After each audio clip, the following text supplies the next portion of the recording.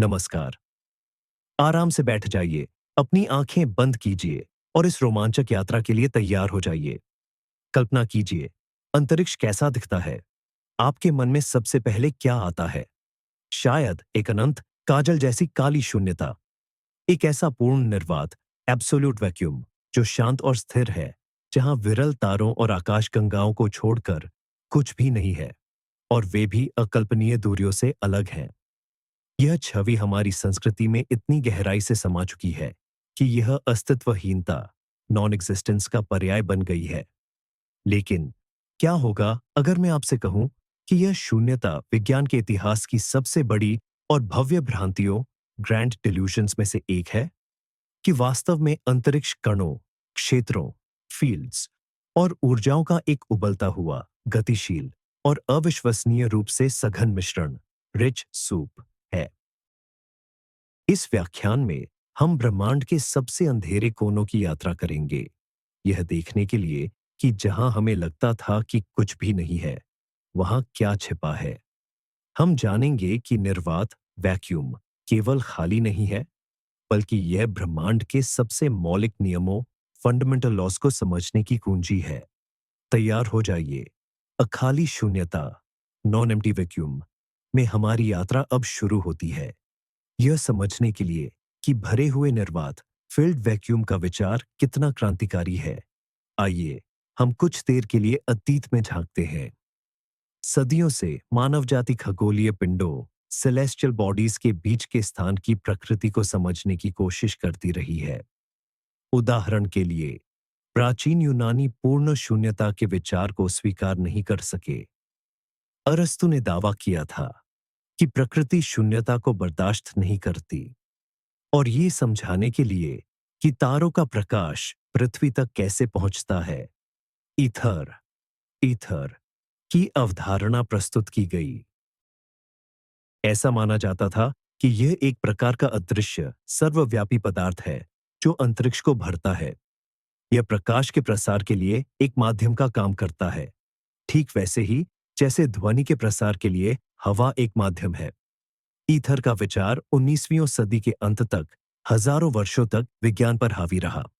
हालांकि 1887 में किए गए प्रसिद्ध माइकेलसन मोर्ले प्रयोग ने किसी भी ईथर पवन, ईथर विंड का पता नहीं लगा पाया, जिसे पृथ्वी की ईथर के माध्यम से गति के कारण उत्पन्न होना चाहिए था। यह विफलता, और फिर 1905 में आइंस्टीन के विशेष सापेक्षता सिद्धांत, स्पेशल थ्योरी ऑफ रिलेटिविटी का आगमन, जिसने प्रकाश के प्रसार के लिए ईथर की आवश्यकता को ही समाप्त कर दिया। ऐसा लगा मानो उसने पुराने विचार को हमेशा के लिए दफन कर दिया। वैज्ञानिक जगत इस निष्कर्ष पर पहुंचा कि अंतरिक्ष वास्तव में निर्वात है। लेकिन जैसा कि विज्ञान में अक्सर होता है, कहानी ने एक अप्रत्याशित मोड़ लिया। एक पुरानी अवधारणा को अस्वीकार करके हम केवल अंतरिक्ष की प्रकृति के बारे में एक कहीं अधिक जटिल और अद्भुत सच्चाई के करीब पहुंचना शुरू हुए थे। तो आइए हम अपनी इस खोज की शुरुआत उस चीज से करते हैं जो हमारी अपनी आकाश गंगा, मिल्की वे के सितारों के बीच मौजूद है। इस जगह को अंतरतारकीय माध्यम, इंटरस्टेलर मीडियम कहते हैं। पहली नजर में यह सचमुच बेहद खाली दिखाई देता है। अगर हम जमीन पर अपनी सांस की हवा का महज एक घन सेंटीमीटर लें, तो उसमें लगभग 25 क्विंटिलियन अणु होते हैं, यानी 19 शून्य वाली एक संख्या। वहीं अंतरतारकीय अंतरिक्ष के औसत घन सेंटीमीटर में आपको सिर्फ एक परमाणु मिलेगा, बस एक अकेला परमाणु। पृथ्वी के मानकों से देखें तो यह एक ऐसा निर्वात, वैक्यूम है जो उन निर्वात से खरबों गुना अधिक विरल है जिन्हें हम अपनी सबसे आधुनिक प्रयोगशालाओं में भी बना सकते हैं। यही कारण है कि जब हम रात में आसमान की ओर देखते हैं, तो हमें लगता है कि सितारों के बीच कुछ भी नहीं है। मगर ब्रह्मांड बहुत विशाल है, और जब इस मामूली घनत्व को सितारों के बीच की जगह के विशाल आयतन से गुणा किया जाता है, तो यह पदार्थ के एक बहुत बड़े द्रव्यमान में बदल जाता है। वैज्ञानिकों के अनुमान के अनुसार हमारी आकाश गंगा में अंतरतारकीय माध्यम का कुल द्रव्यमान आकाशगंगा के सभी सितारों के कुल द्रव्यमान का लगभग 10 से 15% है। अगर हम इस पूरे पदार्थ को एक जगह जमा कर पाए, तो इससे अरबों नए सूरज बनाए जा सकते हैं। यह माध्यम एक समान नहीं है। इसमें गैस और धूल के बड़े-बड़े बादल शामिल हैं, जिनका तापमान और घनत्व अलग-अलग होता है। इनमें से कुछ ठंडे और घने होते हैं, तो कुछ गर्म और विरल। यह इन्हीं बादलों में है, इस कथित खालीपन में, कि नए सितारों और ग्रह प्रणालियों का जन्म होता है। अंतरतारकीय माध्यम सितारों के लिए महज एक निष्क्रिय पृष्ठभूमि नहीं है, बल्कि ये आकाशगंगा का एक सक्रिय, गतिशील और बेहद जरूरी हिस्सा है, जो सितारों के जन्म, जीवन और मृत्यु के निरंतर चक्र में शामिल रहता है।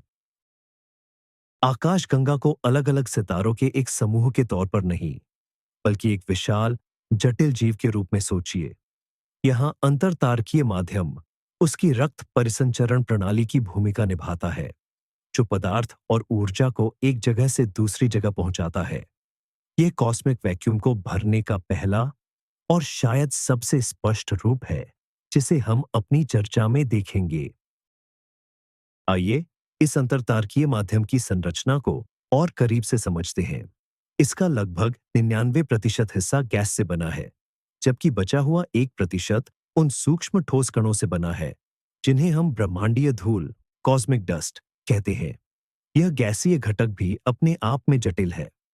इस गैस में मौजूद लगभग 91% परमाणु हाइड्रोजन के हैं, जो ब्रह्मांड का सबसे सरल और सबसे प्रचुर मात्रा में पाया जाने वाला तत्व है। लगभग 9% हिस्सा हीलियम का है।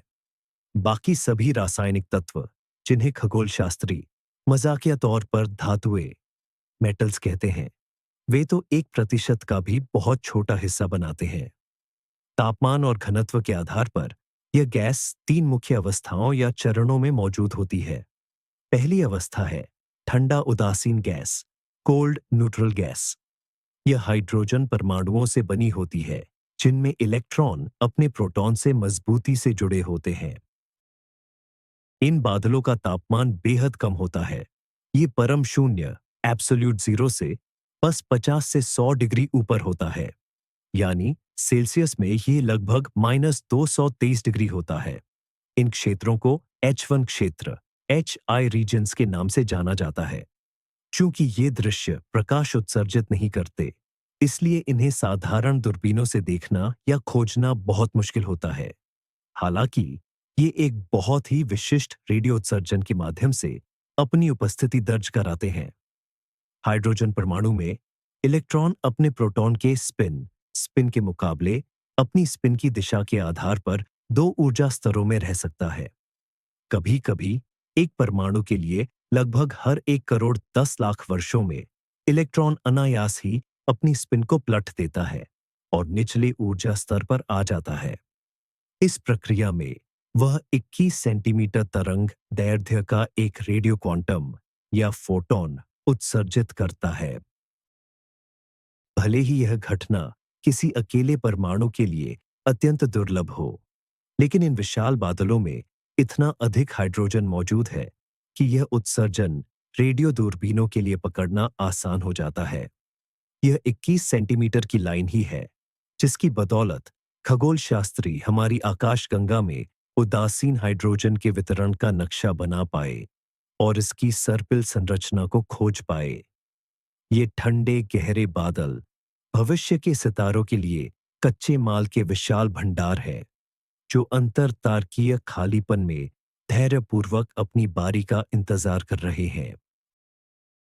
अंतरतारकीय गैस का दूसरा महत्वपूर्ण चरण है गर्म आयनीकृत गैस। ठंडे बादलों के विपरीत यहाँ के परमाणु, एटम्स, आसपास के गर्म युवा तारों से निकलने वाले तीव्र पराबैंगनी विकिरण, यूवी रेडिएशन के संपर्क में आते हैं। यह ऊर्जा इतनी अधिक होती है कि हाइड्रोजन परमाणुओं से इलेक्ट्रॉनों को बाहर निकाल देती है, जिससे गैस प्लाज्मा में बदल जाती है, यानी मुक्त प्रोटॉनों और इलेक्ट्रॉनों का एक मिश्रण।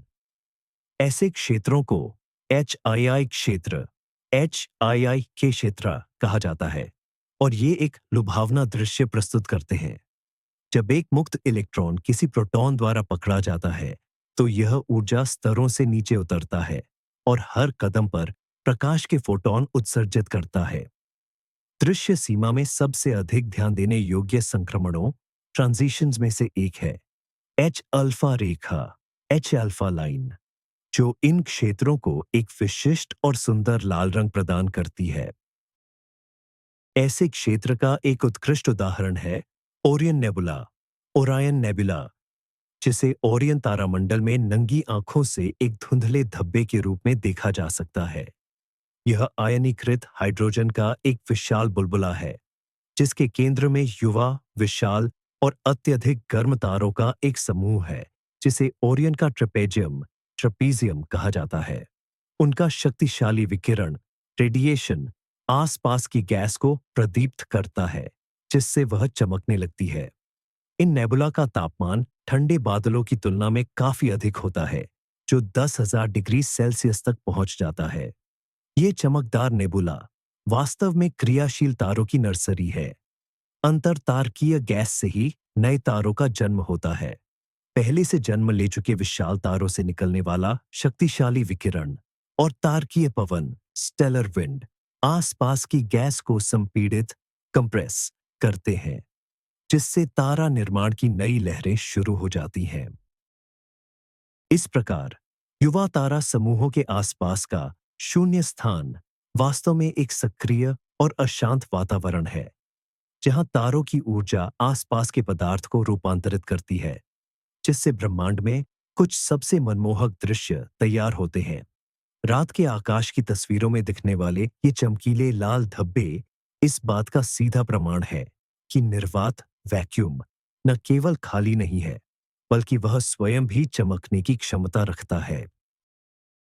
अंतरतारकीय गैस की तीसरी और शायद हमारे अपने अस्तित्व के लिए सबसे महत्वपूर्ण अवस्था आणविक बादल मोलिक्यूलर क्लाउड्स है। ये अंतरतारकीय माध्यम इंटरस्टेलर मीडियम के सबसे ठंडे और घने क्षेत्र होते हैं। इनका तापमान गिरकर परम शून्य एब्सोल्यूट जीरो से मात्र 10 से 20 डिग्री ऊपर तक रह जाता है और इनका घनत्व प्रति घन सेंटीमीटर में सैकड़ों से लेकर लाखों कणों तक पहुंच सकता है। हालांकि पृथ्वी के मानकों से देखें तो यह अभी भी एक गहरा वैक्यूम है, लेकिन अंतरिक्ष के लिए ये अविश्वसनीय रूप से घनी संरचनाएं हैं। ये अत्यधिक ठंडी स्थितियां ही हाइड्रोजन के परमाणुओं को जोड़कर H2 अणु बनाने में सक्षम बनाती हैं। आणविक हाइड्रोजन के अलावा, जिसे सीधे देखना बहुत मुश्किल है, इन बादलों में अन्य जटिल अणु भी मौजूद होते हैं। खगोलविदों ने इनमें कार्बन मोनोऑक्साइड, पानी, अमोनिया, फॉर्मलाडेहाइड, यहां तक कि शराब, एल्कोहल्स और साधारण शर्करा सिंपल शुगर्स के भी निशान पाए हैं। आज तक अंतरतारकीय माध्यम में 200 से अधिक अलग अलग प्रकार के अणुओं की पहचान की जा चुकी है, जिनमें वे अणु भी शामिल हैं जो अमीनो एसिड के निर्माण खंड बिल्डिंग ब्लॉक्स हैं, यानी जीवन का आधार जैसा कि हम इसे जानते हैं। ये आणविक बादल आकाश में अंधेरे धब्बों या पड़ावों की तरह दिखते हैं क्योंकि ये इतने घने होते हैं कि अपने पीछे मौजूद तारों की रोशनी को पूरी तरह से अवरुद्ध कर देते हैं। इसका एक ज्वलंत उदाहरण ओरायन में स्थित हॉर्सहेड नेबुला है, जिसकी काली छाया चमकती हुई लाल गैस की पृष्ठभूमि पर दिखाई देती है। लेकिन सबसे महत्वपूर्ण बात यह है कि ये अंधेरे और ठंडे बादल ही आकाशगंगा में तारे बनाने वाली मुख्य फैक्ट्रियां हैं।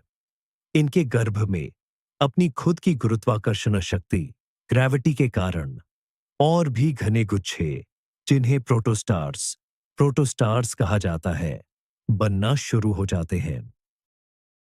धीरे धीरे सिकुड़ते और गर्म होते हुए ये भ्रूण अंततः इतना तापमान और दबाव प्राप्त कर लेते हैं जो थर्मोन्यूक्लियर प्रतिक्रियाओं को शुरू करने के लिए काफी होता है, और इस तरह आकाश में एक नया तारा जगमगा उठता है।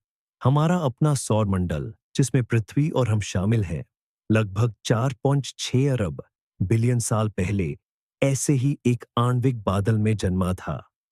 इस प्रकार अंतरिक्ष के सबसे अंधेरे और खाली दिखने वाले हिस्से वास्तव में सबसे उपजाऊ और जीवनदायी होते हैं। अब बात करते हैं अंतरतारकीय माध्यम, इंटरस्टेलर मीडियम, के उस 1% हिस्से की जो गैस नहीं है। हम बात कर रहे हैं ब्रह्मांडीय धूल, कॉस्मिक डस्ट की।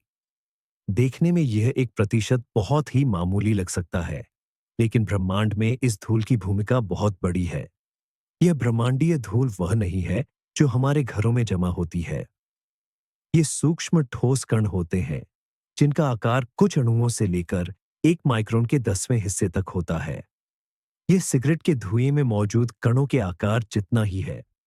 ये कण मुख्य रूप से सिलिकेट्स, जो रेत जैसे होते हैं, ग्रेफाइट, बर्फ, पानी, अमोनिया और मीथेन की और जटिल कार्बनिक यौगिकों से बने होते हैं। पर यह धूल आती कहां से है? इसका जन्म ठंडे लाल दानव और महादानव तारों के वातावरण में होता है। ये वे बूढ़े होते तारे हैं जो अपनी बाहरी परतों को अंतरिक्ष में फेंक देते हैं। एक अन्य महत्वपूर्ण स्रोत सुपरनोवा विस्फोट है, जो अंतरिक्ष में भारी तत्वों को फेंकते हैं और ये तत्व संघनित होकर धूल के कण बन जाते हैं। यह धूल, जो पूरी आकाशगंगा में फैली हुई है, दूर के तारों के प्रकाश पर दो महत्वपूर्ण प्रभाव डालती है। पहला है अंतरतारकीय अवशोषण या विलुप्ति, एक्सटिंक्शन। धूल के ये कण सीधे तौर पर प्रकाश के एक हिस्से को रोक देते हैं, जिससे तारे हमें वास्तव में जितने उज्ज्वल हैं उससे कहीं अधिक धुंधले दिखाई देते हैं। दूसरा, जो और भी दिलचस्प प्रभाव है, वह है अंतरतारकीय लाली, इंटरस्टेलर रेडनिंग। धूल के कण लंबी तरंग दैर्ध्य वाले लाल प्रकाश की तुलना में छोटी तरंग दैर्ध्य वाले नीले प्रकाश को अधिक प्रभावी ढंग से बिखेरते हैं। यह ठीक वैसा ही सिद्धांत है जिस पर पृथ्वी का वातावरण सूर्य के नीले प्रकाश को बिखेरता है, जिससे आसमान नीला दिखाई देता है और सूर्यास्त के समय सूरज लाल हो जाता है।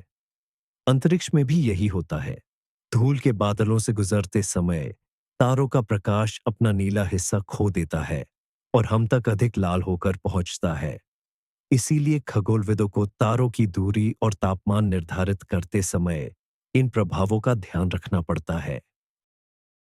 लेकिन यह धूल केवल अवलोकन में बाधा नहीं डालती, यह तारों और ग्रहों के निर्माण में एक महत्वपूर्ण भूमिका निभाती है।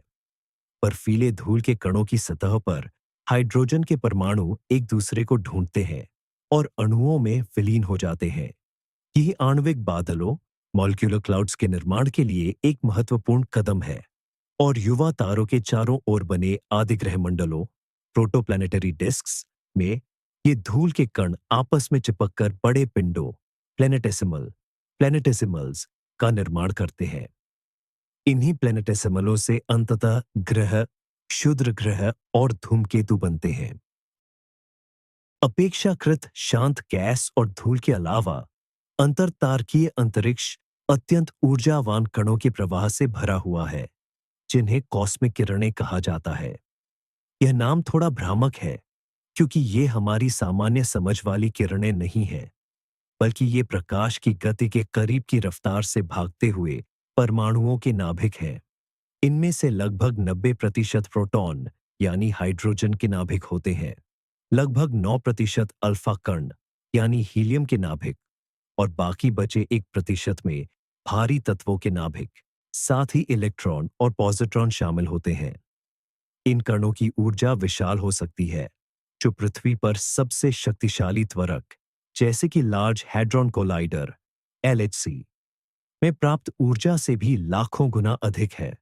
जब ये कण पृथ्वी के वायुमंडल में प्रवेश करते हैं, तो वे हवा के अणुओं से टकराते हैं, जिससे द्वितीयक कणों की एक पूरी श्रृंखला शुरू होती है, जिसे वायुमंडलीय बौछार कहा जाता है। सतह पर हम इन्हीं द्वितीयक कणों को दर्ज करते हैं, लेकिन अंतरिक्ष के इन तेज धावकों का स्रोत क्या है? माना जाता है कि कम ऊर्जा वाले कणों के लिए मुख्य त्वरक सुपरनोवा विस्फोटों से निकलने वाली आघाती तरंगें हैं। जब एक विशाल तारा फटता है, तो वह अपने खोल को हजारों किलोमीटर प्रति सेकंड की गति से बाहर फेंकता है। यह आघाती तरंग अंतरतारकीय माध्यम से फैलते हुए कणों को उठा सकती है और उन्हें बार बार ऐसे गति दे सकती है जैसे कोई सर्फर लहर पर सवारी करता है। हालांकि सबसे अधिक ऊर्जा वाली कॉस्मिक किरणों की उत्पत्ति आज भी खगोल भौतिकी के सबसे बड़े रहस्यों में से एक बनी हुई है। उनकी ऊर्जा इतनी विशाल है कि उन्हें बनाने के लिए सुपरनोवा विस्फोट भी अपर्याप्त लगते हैं। संभावित स्रोतों में सक्रिय गैलेक्सी नाभिक शामिल है, जिनके केंद्र में अत्यधिक विशालकाय ब्लैक होल होते हैं, या फिर डार्क मैटर कणों के क्षय से जुड़ी विदेशी घटनाएं भी हो सकती हैं। ये अदृश्य और अस्पृश्य कण लगातार हमारी आकाशगंगा और यहां तक कि हमारे ग्रह पर भी बरसते रहते हैं, जो अन्यथा खाली दिखने वाले अंतरिक्ष को भरने वाला एक और गतिशील और शक्तिशाली घटक है। ये भारी मात्रा में ऊर्जा ले जाते हैं और अंतरतारकीय माध्यम की रासायनिक संरचना को भी प्रभावित करते हैं। अभी तक हमने अपनी आकाशगंगा के अंदरूनी अंतरिक्ष की बात की, लेकिन अगर हम इससे भी बड़े पैमाने को देखें तो क्या होगा? आकाशगंगाओं के बीच मौजूद विशाल रिक्त स्थानों में क्या भरा है? इस स्थान को अंतर आकाशगंगा माध्यम, इंटरगैलेक्टिक मीडियम, कहा जाता है। एक लंबे समय तक यह माना जाता रहा कि यह जगह तो निश्चित रूप से लगभग पूरी तरह से खाली होनी चाहिए, क्योंकि आकाशगंगाएं ब्रह्मांड के इस अथाह सागर में पदार्थ के सिर्फ नन्हे से द्वीप हैं। लेकिन यहां भी हमारे लिए एक हैरानी थी। ये पता चला कि आकाशगंगाओं के बीच का स्थान भी भरा हुआ है। हालांकि यहां अंतरतारकीय माध्यम की तुलना में बहुत ही विरल पतला पदार्थ है। ये मुख्य रूप से गर्म आयनीकृत हाइड्रोजन और हीलियम है। इस गैस का घनत्व अविश्वसनीय रूप से कम है, औसतन प्रति क्यूबिक मीटर एक परमाणु से भी कम। लेकिन फिर से इस स्थान का आयतन इतना विशाल है कि आधुनिक अनुमानों के अनुसार ब्रह्मांड का अधिकांश सामान्य यानी बेरियन पदार्थ, बारियोनिक मैटर, इसी अंतर आकाशगंगा माध्यम में मौजूद है। यह सभी सितारों और आकाशगंगाओं के कुल पदार्थ से भी ज्यादा है। यह पदार्थ एक विशाल ढांचा बनाता है, जिसे कॉस्मिक वेब या ब्रह्मांडीय जाल कहते हैं। आकाशगंगाएं और उनके समूह अंतरिक्ष में सिर्फ बिखरे हुए बिंदु नहीं हैं।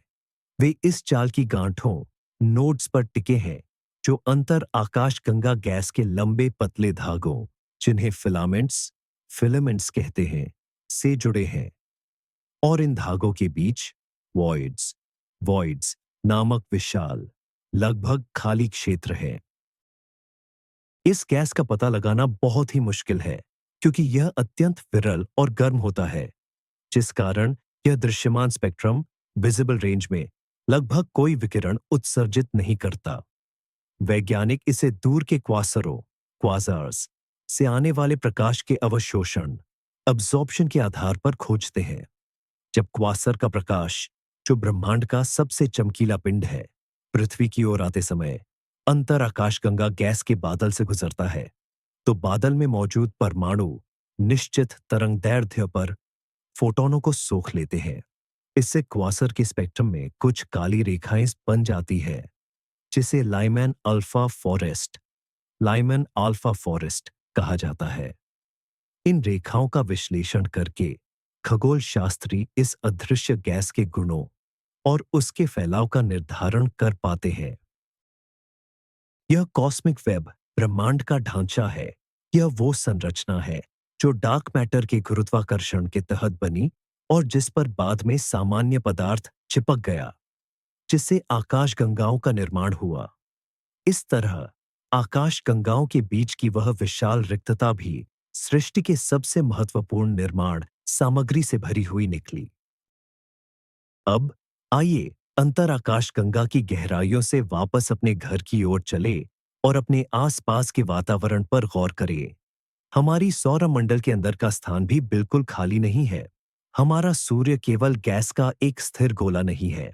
ये लगातार अपने आसपास के वातावरण में आवेशित कणों, मुख्य रूप से प्रोटॉन और इलेक्ट्रॉन का एक प्रवाह उत्सर्जित करता है। इस प्रवाह को सौर पवन, सोलर विंड कहा जाता है। यह प्रति सेकंड 300 से 800 किलोमीटर की गति से फैलता है और पूरे सौरमंडल को भर देता है। पृथ्वी की कक्षा के पास सौर पवन का घनत्व प्रति घन सेंटीमीटर केवल कुछ कणों का होता है, लेकिन इसका प्रभाव बहुत बड़ा है। यह सौर पवन ही है जो पृथ्वी के मैग्नेटोस्फीयर चुंबकीय क्षेत्र के साथ मिलकर ध्रुवीय ज्योति ऑरोरा को जन्म देती है। यही सौर पवन धूमकेतुओं कॉमेट्स से सामग्री को दूर धकेलती है, जिससे उनकी प्रसिद्ध आयन पूंछ आयन टेल्स बनती है। ये पूंछ हमेशा सूर्य से दूर की ओर इंगित करती है, भले ही धूमकेतु स्वयं किसी भी दिशा में जा रहा हो। प्लाज्मा का यह निरंतर प्रवाह सौरमंडल के चारों ओर एक विशाल बुलबुला बनाता है, जिसे हेलियोस्फीयर हालियोस्फीयर कहा जाता है। हेलियोस्फीयर अंतरिक्ष का वह क्षेत्र है जहां सौर पवन का दबाव अंतरतारकीय माध्यम इंटरस्टेलर मीडियम के दबाव पर हावी रहता है। यह प्लूटो की कक्षा से बहुत दूर तक फैला हुआ है, 100 से अधिक खगोलीय इकाइयों एस्ट्रोनॉमिकल यूनिट्स एयू की दूरी तक, जिसका अर्थ है पृथ्वी से सूर्य की दूरी का 100 गुना। हेलियोस्फीयर की वह सीमा जहां अंतरतारकीय पदार्थ से टकराने पर सौर पवन अचानक धीमी हो जाती है, टर्मिनेशन शॉक कहलाती है। 1977 में लॉन्च किए गए वोयाजर 1 और वोयाजर 2 यानों ने इस सीमा को पार कर लिया है और अब वे तथाकथित हीलियोपॉज में है, जो हेलियोस्फीयर की सबसे बाहरी परत है और जो वास्तव में अंतरतारकीय अंतरिक्ष ही है। हेलियोस्फीयर हमारे सौरमंडल के लिए एक सुरक्षात्मक कवच की भूमिका निभाता है। यह बाहर से आने वाली कम ऊर्जा वाली ब्रह्मांडीय किरणों कॉस्मिक रेस के एक बड़े हिस्से को विक्षेपित कर देता है, जिससे पृथ्वी सहित सभी ग्रहों को उनके हानिकारक प्रभावों से बचाता है। इस प्रकार हमारे अपने ही तारे के सिस्टम में मौजूद यह निर्वात वैक्यूम वास्तव में एक गतिशील वातावरण है, जो सौर पवन और चुंबकीय क्षेत्रों से भरा हुआ है, और यह सब मिलकर हमारे लिए एक अद्वितीय कॉस्मिक ढाल कॉस्मिक शील्ड का निर्माण करते हैं। कणों जैसे कि परमाणु और आयनों के अलावा अंतरिक्ष का खालीपन विभिन्न प्रकार के विकिरणों से भी भरा हुआ है, जिन्हें भौतिकी की भाषा में फोटॉन कहा जाता है। इनमें सबसे मौलिक और सर्वव्यापी है ब्रह्मांडीय सूक्ष्म तरंग पृष्ठभूमि विकिरण या अवशेष विकिरण रेलिक्ट विकिरण। यह बिग बैंग की ही पश्चादीप्ति है, हमारे ब्रह्मांड के जन्म की गूंज। बिग बैंग के बाद के शुरुआती 3,80,000 सालों तक ब्रह्मांड इतना गर्म और सघन था कि वह प्रोटॉन इलेक्ट्रॉन और फोटॉन का एक अपारदर्शी सूप था। फोटॉन लगातार आवेशित कणों के साथ टकराते रहते थे और स्वतंत्र रूप से फैल नहीं पाते थे। हालांकि जैसे जैसे ब्रह्मांड का विस्तार हुआ और वह ठंडा होता गया, प्रोटॉन और इलेक्ट्रॉन मिलकर उदासीन हाइड्रोजन परमाणु बनाने लगे। इस क्षण को पुनः संयोजन का युग कहा जाता है। अचानक ब्रह्मांड प्रकाश के लिए पारदर्शी हो गया। वे फोटॉन, जिन्होंने उस समय पूरे अंतरिक्ष को भर दिया था, अंततः अपनी स्वतंत्र यात्रा पर निकल सके, और वे आज भी यात्रा कर रहे हैं। तब से ब्रह्मांड का 1000 गुना से भी अधिक विस्तार हो चुका है, और इस विस्तार के कारण इन प्राचीन फोटोनों की तरंग दैर्ध्य बहुत अधिक खिंच गई है। शुरू में यह विकिरण 3000 केल्विन तापमान के अनुरूप था, जो किसी नारंगी तारे की रोशनी जैसा होता है। आज 13.8 अरब साल बाद यह ठंडा होकर परम शून्य से केवल 2.73 डिग्री ऊपर के तापमान तक पहुंच गया है, और इसे सूक्ष्म तरंग रेंज में देखा जाता है। यह विकिरण आकाशीय गोले की सभी दिशाओं से अविश्वसनीय एकरूपता के साथ हम तक पहुंचता है। हमारे आसपास के खाली स्थान के हर घन सेंटीमीटर में औसतन 411 अवशेष फोटॉन मौजूद होते हैं। ब्रह्मांड में ये सबसे प्राचीन और सबसे दूर की चीज है जिसे हम देख सकते हैं। इस विकिरण के तापमान में बहुत छोटे उतार चढ़ावों का अध्ययन करके, जो कि केवल प्रतिशत के 100वें हिस्से जितने होते हैं, ब्रह्मांड विज्ञानी शुरुआती ब्रह्मांड के बारे में अविश्वसनीय रूप से बहुत कुछ जान पाते हैं। उसकी उम्र, संरचना, ज्यामिति और यहां तक कि आकाश गंगाओं के निर्माण में योगदान देने वाली प्रक्रियाओं के बारे में भी। तो अगली बार जब आप किसी पुराने एनालॉग टीवी की स्क्रीन पर झिलमिलाहट स्टैटिक देखेंगे, तो जान लीजिए कि इस शोर का लगभग 1% उन फोटोनों द्वारा बनाया गया है जो बिग बैंग की आग में पैदा हुए थे और लगभग 14 अरब वर्षों तक खालीपन में यात्रा करते रहे हैं। कुछ और अद्भुत, लगभग अदृश्य कण जो शाब्दिक रूप से पूरे ब्रह्मांड को भेदते हुए निकलते हैं, वे हैं न्यूट्रिनो। इन्हें अक्सर भूतिया कण, गोस्ट पार्टिकल्स कहा जाता है, और इसके पीछे ठोस कारण है। न्यूट्रिनो मौलिक कण हैं, जिनका कोई विद्युतावेश नहीं होता और इनका द्रव्यमान बहुत बहुत कम होता है। इतना कम कि लंबे समय तक यह माना जाता था कि इनका द्रव्यमान शून्य है। इन्हीं विशेषताओं के कारण ये सामान्य पदार्थ मैटर के साथ लगभग कोई प्रतिक्रिया नहीं करते। हर सेकंड आपके शरीर के हर वर्ग सेंटीमीटर से, दिन हो या रात, हमारे सूर्य की थर्मोन्यूक्लियर भट्टी में पैदा हुए लगभग 65 अरब न्यूट्रिनो गुजर जाते हैं और आपको इसका बिल्कुल भी एहसास नहीं होता। अगर आप 50% संभावना चाहते हैं कि आप कम से कम एक ऐसे सौर न्यूट्रिनो को रोक सके, तो आपको एक प्रकाश वर्ष, लाइट ईयर, मोटी सी से लीड की दीवार की आवश्यकता होगी। न्यूट्रिनो कई तरह की परमाणु प्रक्रियाओं में पैदा होते हैं। ब्रह्मांड में इनके मुख्य स्रोत हैं तारों में होने वाली नाभिकीय संलयन प्रतिक्रियाएं, सुपरनोवा विस्फोट और ब्रह्मांडीय किरणों, कॉस्मिक रेज का वायुमंडल के साथ टकराव। महाविस्फोट, बिग बैंग से बचे हुए अवशेष न्यूट्रिनो की भी एक पृष्ठभूमि मौजूद है, ठीक उसी तरह जैसे अवशेष विकिरण, रेलिक रेडिएशन है। ये न्यूट्रिनो और भी अधिक मायावी होते हैं क्योंकि इनकी ऊर्जा बहुत कम होती है। हालांकि न्यूट्रिनो को पकड़ना अविश्वसनीय रूप से कठिन है, वैज्ञानिकों ने अब विशालकाय डिटेक्टरों, सेंसर्स का उपयोग करके ऐसा करना सीख लिया है। इन डिटेक्टरों को अन्य कणों के हस्तक्षेप से बचाने के लिए इन्हें जमीन, पानी या बर्फ के नीचे गहराई में स्थापित किया जाता है। उदाहरण के लिए, जापान में सुपर काम्योकांडे डिटेक्टर 50,000 टन अति शुद्ध पानी का एक विशाल जलाशय है, जो हजारों संवेदनशील फोटोमल्टीप्लायरों से घिरा हुआ है। कभी-कभी, बहुत कम ही सही, न्यूट्रिनो पानी के भीतर परमाणु के केंद्रक, न्यूक्लियस के साथ प्रतिक्रिया करता है और प्रकाश की एक चमक पैदा करता है, जिसे डिटेक्टर रिकॉर्ड कर लेते हैं। न्यूट्रिनो का अध्ययन ब्रह्मांड में एक अनूठी खिड़की खोलता है। चूंकि ये इतनी कमजोर रूप से प्रतिक्रिया करते हैं, इसलिए ये हमें सीधे उन सबसे सघन और दुर्गम क्षेत्रों से जानकारी पहुंचा सकते हैं, जैसे कि सूर्य का केंद्र या ढह रहे सुपरनोवा का कोर, वो जगह जहां से प्रकाश भी बाहर नहीं निकल सकता। ये भूतिया कण, गोस्ट पार्टिकल्स, ब्रह्मांडीय निर्वात, कॉस्मिक वैक्यूम को भरने वाला एक और अभिन्न घटक है, जो अपने भीतर ब्रह्मांड की सबसे चरम प्रक्रियाओं के रहस्य समेटे हुए हैं। साल 2015 में वैज्ञानिकों ने एक ऐसी खोज की घोषणा की जिसने पूरी दुनिया को झकझोर दिया और खगोल विज्ञान में एक बिल्कुल नए युग की शुरुआत कर दी। पहली बार गुरुत्वाकर्षण तरंगों, ग्रेविटेशनल वेव्स को सीधे तौर पर दर्ज किया गया था। आखिर ये क्या है? आइंस्टीन के सामान्य सापेक्षता सिद्धांत, जनरल थ्योरी ऑफ रिलेटिविटी के अनुसार, भारी वस्तुएं स्वयं स्पेस टाइम, अंतरिक्ष समय की संरचना को मोड़ देती है।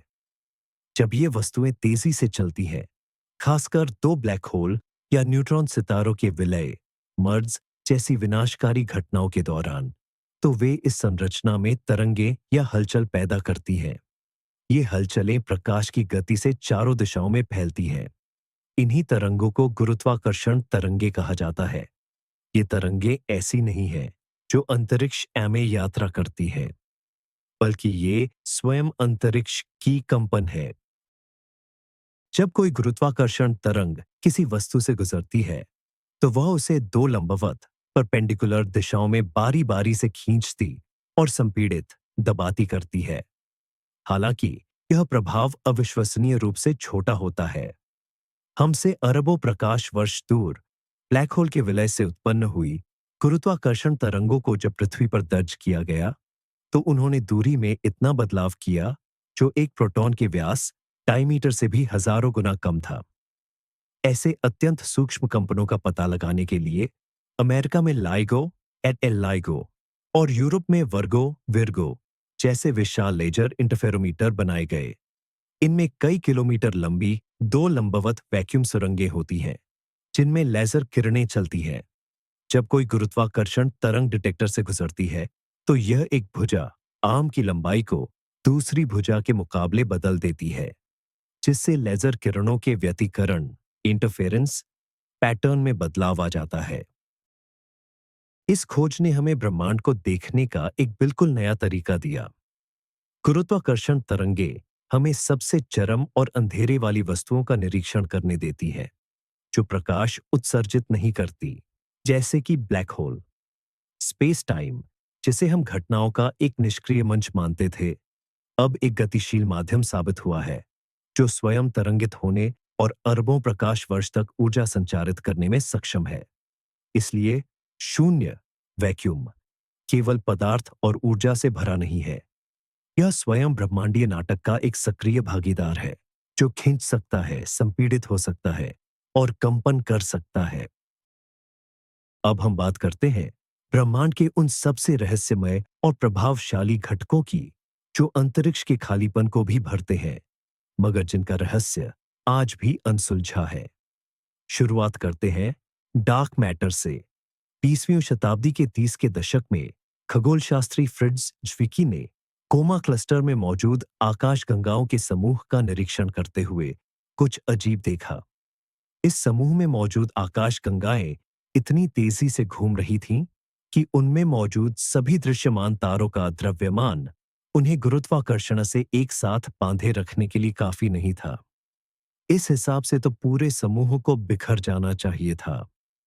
श्विकी ने अनुमान लगाया कि क्लस्टर में कोई अदृश्य छिपा हुआ द्रव्यमान मौजूद है, जिसे उन्होंने डार्क मैटर नाम दिया। इसके बाद 70 के दशक में खगोलशास्त्री वेरा रूबिन ने सर्पिल आकाशगंगाओं में तारों के घूमने की गति का अध्ययन करते हुए इसी तरह की एक विसंगति पाई। भौतिकी के नियमों के अनुसार आकाशगंगाओं के बाहरी किनारों पर मौजूद तारों को केंद्र के करीब के तारों की तुलना में धीरे घूमना चाहिए, ठीक वैसे ही जैसे सौर मंडल में दूर के ग्रह पास के ग्रहों की तुलना में धीमे घूमते हैं। हालांकि उनके अवलोकन ने दिखाया कि परिधि पर मौजूद तारों की गति लगभग कम नहीं होती। इसका एकमात्र स्पष्टीकरण यह था कि आकाशगंगाएं अदृश्य पदार्थ के एक विशाल गोलाकार प्रभामंडल में डूबी हुई है, जो अतिरिक्त गुरुत्वाकर्षण पैदा करता है। तब से लेकर अब तक डार्क मैटर के अस्तित्व के कई अन्य अप्रत्यक्ष प्रमाण जमा हो चुके हैं, जिनमें गुरुत्वाकर्षण लेंसिंग, ब्रह्मांडीय माइक्रोवेव पृष्ठभूमि विकिरण का विश्लेषण और ब्रह्मांड की बड़े पैमाने पर बनी संरचना शामिल है।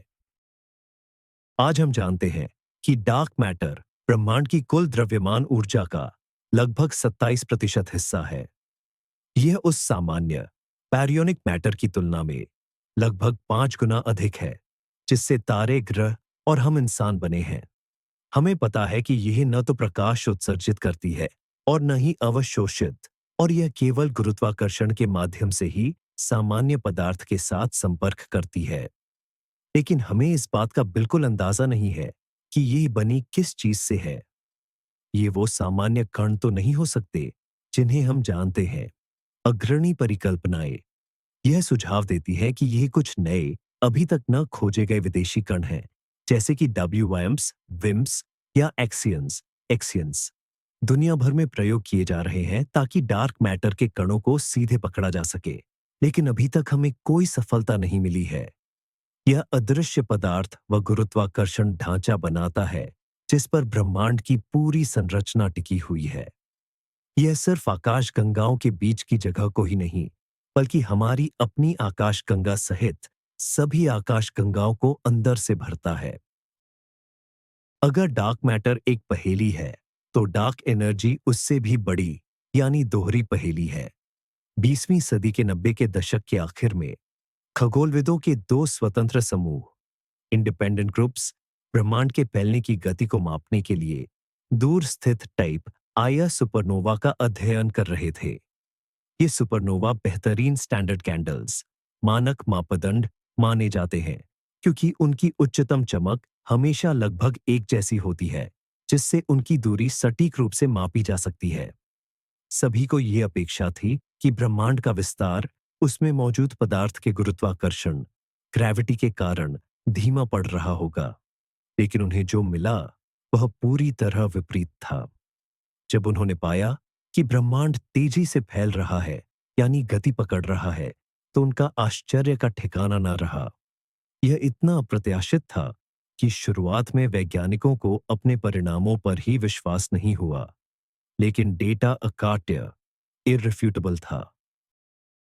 साफ था कि कोई रहस्यमय शक्ति मौजूद होनी चाहिए, एक तरह की एंटी ग्रेविटी जो अंतरिक्ष को बाहर की ओर धकेल रही है, जिसके कारण आकाशगंगाएं, गैलेक्सीज तेजी से एक दूसरे से दूर भाग रही है।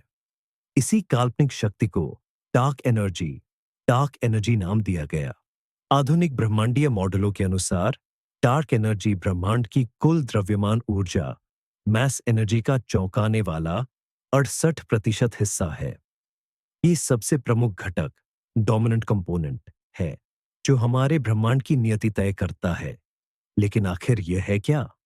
सबसे सरल व्याख्या यह है कि डार्क एनर्जी स्वयं निर्वात वैक्यूम का एक अंतर्निहित गुण है। यह खाली स्थान की आंतरिक ऊर्जा है, जिसे कॉस्मोलॉजिकल कांस्टेंट भी कहा जाता है। क्वांटम फील्ड थ्योरी के अनुसार निर्वात वास्तव में खाली नहीं है, बल्कि ये लगातार पैदा होने वाले और गायब होने वाले आभासी कणों, वर्चुअल पार्टिकल्स से भरा रहता है। इन क्वांटम उतार चढ़ावों में ऊर्जा होनी चाहिए, और निर्वात की यही ऊर्जा एंटी ग्रेविटी के रूप में खुद को प्रकट कर सकती है। समस्या यह है कि सैद्धांतिक गणनाएं, थियोरेटिकल कैलकुलेशंस, इस निर्वात ऊर्जा का जो मान बताती है, वह खगोलविदों द्वारा मापे गए मान से 220 घातों से अधिक है। यानी एक के बाद 120 शून्य लगाने जितना बड़ा अंतर। यह भौतिक विज्ञान के इतिहास में सिद्धांत और प्रयोग के बीच सबसे बड़ी विसंगति है। कुछ और भी असामान्य परिकल्पनाएं हैं। उदाहरण के लिए, यह कि डार्क एनर्जी एक नया गतिशील क्षेत्र, डायनामिक फील्ड है, जिसे क्विंटेसेंस नाम दिया गया है। जो भी हो, हम जानते हैं कि यह रहस्यमय पदार्थ अंतरिक्ष में समान रूप से वितरित है, और यह अंतरिक्ष का एक अभिन्न गुण है। यही वह शक्ति है जो तय करती है कि सुदूर भविष्य में ब्रह्मांड को सिकुड़ने के बजाय अनंत तेजी से फैलता हुआ विस्तार मिलेगा, जो अंततः आकाशगंगाओं और यहां तक कि परमाणुओं, एटम्स को भी टुकड़ों में फाड़ देगा। आखिरकार, अब हम निर्वात वैक्यूम की संपन्नता के सबसे मूलभूत और शायद सबसे विपरीत बुद्धि वाले स्तर पर आ पहुंचे हैं। यह है क्वांटम यांत्रिकी का संसार। सूक्ष्म, माइक्रोस्कोपिक स्तर पर खाली जगह चिकनी और शांत नहीं रहती। ये क्वांटम फॉर्म के रूप में जाने जाने वाले एक अशांत, उबलते हुए झाग में बदल जाती है। ये क्वांटम यांत्रिकी के मूलभूत सिद्धांतों में से एक, हाइजेनबर्ग के अनिश्चितता सिद्धांत, अनसर्टेनिटी प्रिंसिपल, का सीधा परिणाम है। ये सिद्धांत कहता है कि हम किसी कण की कुछ विशेषताओं के जोड़े, जैसे कि उसकी स्थिति और संवेग, मोमेंटम, या उसकी ऊर्जा और अस्तित्व के समय को एक साथ पूरी सटीकता से नहीं जान सकते। जब इसे निर्वात पर लागू किया जाता है, तो इसका मतलब यह है कि बहुत कम समय अंतराल में अंतरिक्ष में किसी भी बिंदु पर ऊर्जा में उतार चढ़ाव, फ्लक्चुएट हो सकता है। आइंस्टीन के प्रसिद्ध सूत्र NmC2 के अनुसार ऊर्जा द्रव्यमान में और द्रव्यमान ऊर्जा में बदल सकता है। ऊर्जा में होने वाले ये अल्पकालिक उतार चढ़ाव कुछ नहीं में से सहज रूप से कण प्रति कण, पार्टिकल एंटी पार्टिकल जोड़े को जन्म लेने की अनुमति देते हैं।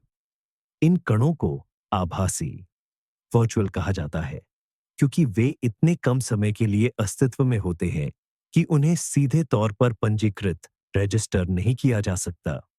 वे जन्म लेते हैं, एक पल के लिए मौजूद रहते हैं, और फिर एक दूसरे को नष्ट, ऑनाहिलेट करके ऊर्जा को वापस निर्वात में लौटा देते हैं।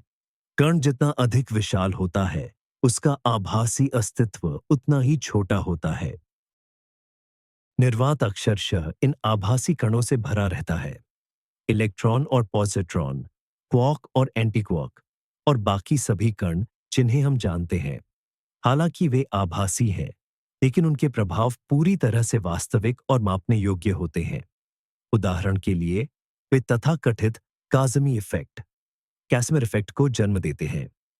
निर्वात में दो पास पास रखी हुई अनावेशित धातु की प्लेटें एक दूसरे को आकर्षित करती हैं। इसका कारण यह है कि प्लेटों के बीच की जगह उन आभासी कणों के तरंग दैर्ध्य को सीमित रिस्ट्रिक्ट कर देती है जो वहां मौजूद हो सकते हैं, जबकि बाहर ऐसी कोई सीमाएं नहीं होती। परिणामस्वरूप बाहर से पड़ने वाला आभासी कणों का दबाव अंदर के दबाव से अधिक होता है और यही आकर्षण बल पैदा करता है। इस प्रभाव की भविष्यवाणी साल 1948 में की गई थी और इसे प्रायोगिक तौर पर एक्सपेरिमेंटली सिद्ध भी किया जा चुका है। इस प्रकार सबसे मूलभूत स्तर पर निर्वात कोई खालीपन नहीं है, बल्कि यह एक वास्तविक गतिशील भौतिक माध्यम है जो गुप्त गतिविधि से भरा हुआ है। यही वह निर्वात ऊर्जा, वैक्यूम एनर्जी है जिसके बारे में हमने पहले चर्चा की थी कि यह डार्क एनर्जी से संबंधित हो सकती है। हालांकि इसमें बहुत बड़ी सैद्धांतिक समस्याएं हैं। तो चलिए अंतरतारकीय माध्यम पर वापस आते हैं और इसकी संरचना को और गहराई से समझते हैं। हमने पहले ही बताया था कि यह विषम रूपी है, लेकिन इस विषमता का पैमाना अविश्वसनीय है।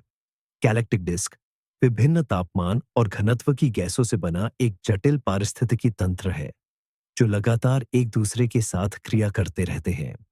इस अवस्था को दर्शाने वाला मॉडल बताता है कि यहाँ गैस की कई प्रावस्थाएं, फेजेस हैं, जो दबाव के मामले में लगभग संतुलन में मौजूद है।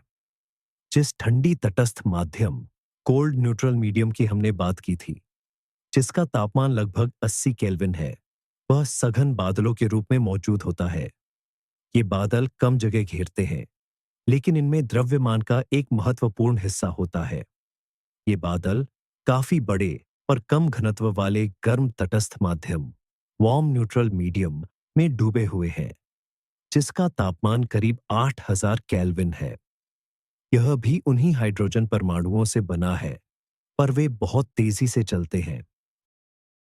इसके बाद गर्म आयनित माध्यम, वार्म आयोनाइज मीडियम आता है, जिसका तापमान लगभग समान है, लेकिन यह प्लाज्मा से बना होता है। यह गर्म तारों को घेरे रहता है और डिस्क के आयतन का लगभग 5वां हिस्सा कवर करता है। लेकिन सबसे आश्चर्यजनक है अत्यधिक गर्म आयनित माध्यम, हॉट आयोनाइज मीडियम का अस्तित्व। ये बहुत ही विरल गैस है जिसे 10 लाख 1 मिलियन केल्विन डिग्री तक गर्म किया जाता है। माना जाता है कि यह सुपरनोवा के अवशेषों के विलय से बनता है। जब एक विशालकाय तारा फटता है तो वह अत्यधिक गर्म गैस का एक विशाल बुलबुला बनाता है। यह फैलता है और समय के साथ ऐसे ही दूसरे बुलबुलों से मिलकर एक जुड़ा हुआ नेटवर्क, सुरंगों और गुहाओं का जाल बना सकता है जो इस गर्म गैस से भरा होता है। यह गर्म प्रावस्था गैलेक्टिक डिस्क के आधे आयतन तक घेरती है। इसकी कल्पना स्विस चीज के एक टुकड़े के रूप में कीजिए। सघन ठंडे बादल ही चीज है और गर्म गैस से भरे छेद असल में वे छेद ही है। यह जटिल बहुप्रावस्था वाली संरचना लगातार बदलती रहती है। तारों की हवा, स्टार विंड और सुपरनोवा विस्फोट अंतरतारकीय माध्यम में ऊर्जा भरते हैं, जिससे गैस गर्म होती है और बुलबुले बनते हैं, जबकि गैस ऊर्जा उत्सर्जित करके ठंडी होती है और सघन बादलों में संघनित कंडेंस हो जाती है, जिनसे बाद में नए सितारों का जन्म होता है। पदार्थ और ऊर्जा का यह निरंतर चक्र, जिसे गैलेक्टिक फाउंटेन के नाम से जाना जाता है, आकाश गंगा के जीवन को बनाए रखता है और यह दिखाता है कि कॉस्मिक वैक्यूम में होने वाली प्रक्रियाएं कितनी जटिल और गतिशील होती है। गैस और धूल के अतिरिक्त ब्रह्मांडीय खालीपन, कॉस्मिक वैक्यूम, चुंबकीय क्षेत्रों से भी भरा हुआ है। भले ही ये क्षेत्र बहुत कमजोर होते हैं, इनकी शक्ति पृथ्वी के चुंबकीय क्षेत्र की तुलना में लाखों गुना कम है। फिर भी ये पूरे गांगेय पैमाने पर फैले हैं और कई खगोल भौतिकी प्रक्रियाओं में एक महत्वपूर्ण भूमिका निभाते हैं। माना जाता है कि गांगेय चुंबकीय क्षेत्र गैलेक्टिक मैग्नेटिक फील्ड एक डायनेमो मैकेनिज्म के कारण उत्पन्न होता है, जो ठीक वैसा ही है जैसा पृथ्वी का चुंबकीय क्षेत्र बनाता है। गांगेय डिस्क में मौजूद प्रवाहकीय प्लाज्मा, कंडक्टिंग प्लाज्मा की गति, जैसे उसका घूमना या अशांत बहाव, विद्युत धाराएं पैदा करती है और यही धाराएं चुंबकीय क्षेत्र को जन्म देती हैं। इस क्षेत्र में दो तरह के घटक होते हैं। एक व्यवस्थित घटक, ऑर्डर्ड कंपोनेंट, जो मोटे तौर पर आकाशगंगा की सर्पिल संरचना का पालन करता है, और दूसरा अराजक, केओटिक या अशांत घटक। चुंबकीय क्षेत्र अंतरतारकीय माध्यम, इंटरस्टेलर मीडियम पर बहुत बड़ा प्रभाव डालते हैं। सबसे पहले वे आवेशित कणों की गति को प्रभावित करते हैं। अंतरतारकीय प्लाज्मा में आयन और इलेक्ट्रॉन चुंबकीय क्षेत्र रेखाओं को पार करके स्वतंत्र रूप से आगे नहीं बढ़ सकते। वे उनके साथ साथ चलने के लिए मजबूर होते हैं, जैसे कि उन पर पिरो दिए गए हों। इससे यह प्रभावित होता है कि आकाशगंगा में गैस कैसे बहती और मिलती है। दूसरा, चुंबकीय क्षेत्र दबाव डालता है, जो गैसीय बादलों को गुरुत्वाकर्षण के कारण ढहने, ग्रेविटेशनल कोलैप्स से बचाता है। तारों के निर्माण की प्रक्रिया में चुंबकीय क्षेत्र एक निर्णायक भूमिका निभाता है। ये प्रोटोस्टार बादल के संकुचन को धीमा कर सकता है और बाइपोलर जेट्स के माध्यम से अतिरिक्त कोणीय गति, एंगुलर मोमेंटम को बाहर निकालने में मदद करता है। चुंबकीय क्षेत्र कॉस्मिक किरणों, कॉस्मिक रेस से भी गहराई से जुड़े हुए हैं। ये क्षेत्र ही कॉस्मिक किरणों को आकाशगंगा के भीतर रोके रखते हैं, उन्हें जटिल सर्पिल रास्तों पर चलने के लिए मजबूर करते हैं। चुंबकीय क्षेत्र के बिना ये कॉस्मिक किरणें आसानी से अंतरगांगीय अंतरिक्ष, इंटरगैलेक्टिक स्पेस में उड़ जाती। बदले में कॉस्मिक किरणें जब अंतरतारकीय गैस से गुजरती हैं, तो ऐसा दबाव बनाती है जो चुंबकीय क्षेत्र को बाहर की तरफ धकेलता है। इन कमजोर क्षेत्रों का पता लगाने के कई तरीके हैं। इनमें से एक है सिंक्रोट्रॉन विकिरण, सिंक्रोट्रॉन रेडिएशन का अवलोकन करना, जिसे उच्च ऊर्जा इलेक्ट्रॉन, जो कॉस्मिक किरणों का हिस्सा है, चुंबकीय क्षेत्र में घूमते हुए उत्सर्जित करते हैं। दूसरा तरीका है फैराडे प्रभाव, फैराडे इफेक्ट। यह तब होता है जब दूर के स्रोतों से आने वाली रेडियो तरंगों का ध्रुवीकरण तल, प्लेन ऑफ पोलराइजेशन, चुंबकित प्लाज्मा से गुजरने पर घूम जाता है। इस प्रकार ये अदृश्य चुंबकीय क्षेत्र एक और महत्वपूर्ण कारक है जो ब्रह्मांडीय खालीपन को संरचना देते हैं और उसे भरते हैं। हमने पहले आणविक बादलों, मॉलिक्यूलर क्लाउड्स में पाए जाने वाले जटिल कार्बनिक अणुओं, कॉम्प्लेक्स ऑर्गेनिक मॉलिक्यूल्स का जिक्र किया था। खगोल रसायन, एस्ट्रोकेमिस्ट्री के रूप में जाने जाने वाले इस शोध क्षेत्र ने पिछले कुछ दशकों में कई आश्चर्यजनक खुलासे किए हैं। यह सामने आया है कि अंतरतारकीय बादलों, इंटरस्टेलर क्लाउड्स के ठंडे और अंधेरे भीतरी हिस्से वास्तव में आश्चर्यजनक रूप से प्रभावी रासायनिक कारखाने, केमिकल फैक्ट्रीज हैं। इन स्थितियों में रासायनिक प्रतिक्रियाएं, रिएक्शंस, पृथ्वी से बिल्कुल अलग तरह से होती है। कम तापमान और घनत्व, डेंसिटी का मतलब है कि गैसीय अवस्था, गैस फेज में प्रतिक्रियाएं बहुत धीमी गति से होती है।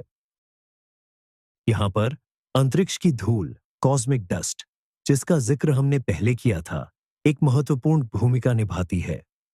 धूल के कणों की सतह पर जमी बर्फीली परतें, आइसी मैंटल्स, उत्प्रेरक, कैटलिस्ट्स का काम करती है, जहां परमाणु और अणु मिल सकते हैं और प्रतिक्रिया कर सकते हैं। बादलों में प्रवेश करने वाला अल्ट्रावायलेट विकिरण, यूवी रेडिएशन, अणुओं को सक्रिय रेडिकल्स, एक्टिव रेडिकल्स में तोड़ सकता है, जिससे रासायनिक परिवर्तनों की एक पूरी श्रृंखला शुरू हो जाती है। परिणामस्वरूप यौगिकों, कंपाउंड्स की एक आश्चर्यजनक विविधता बनती है।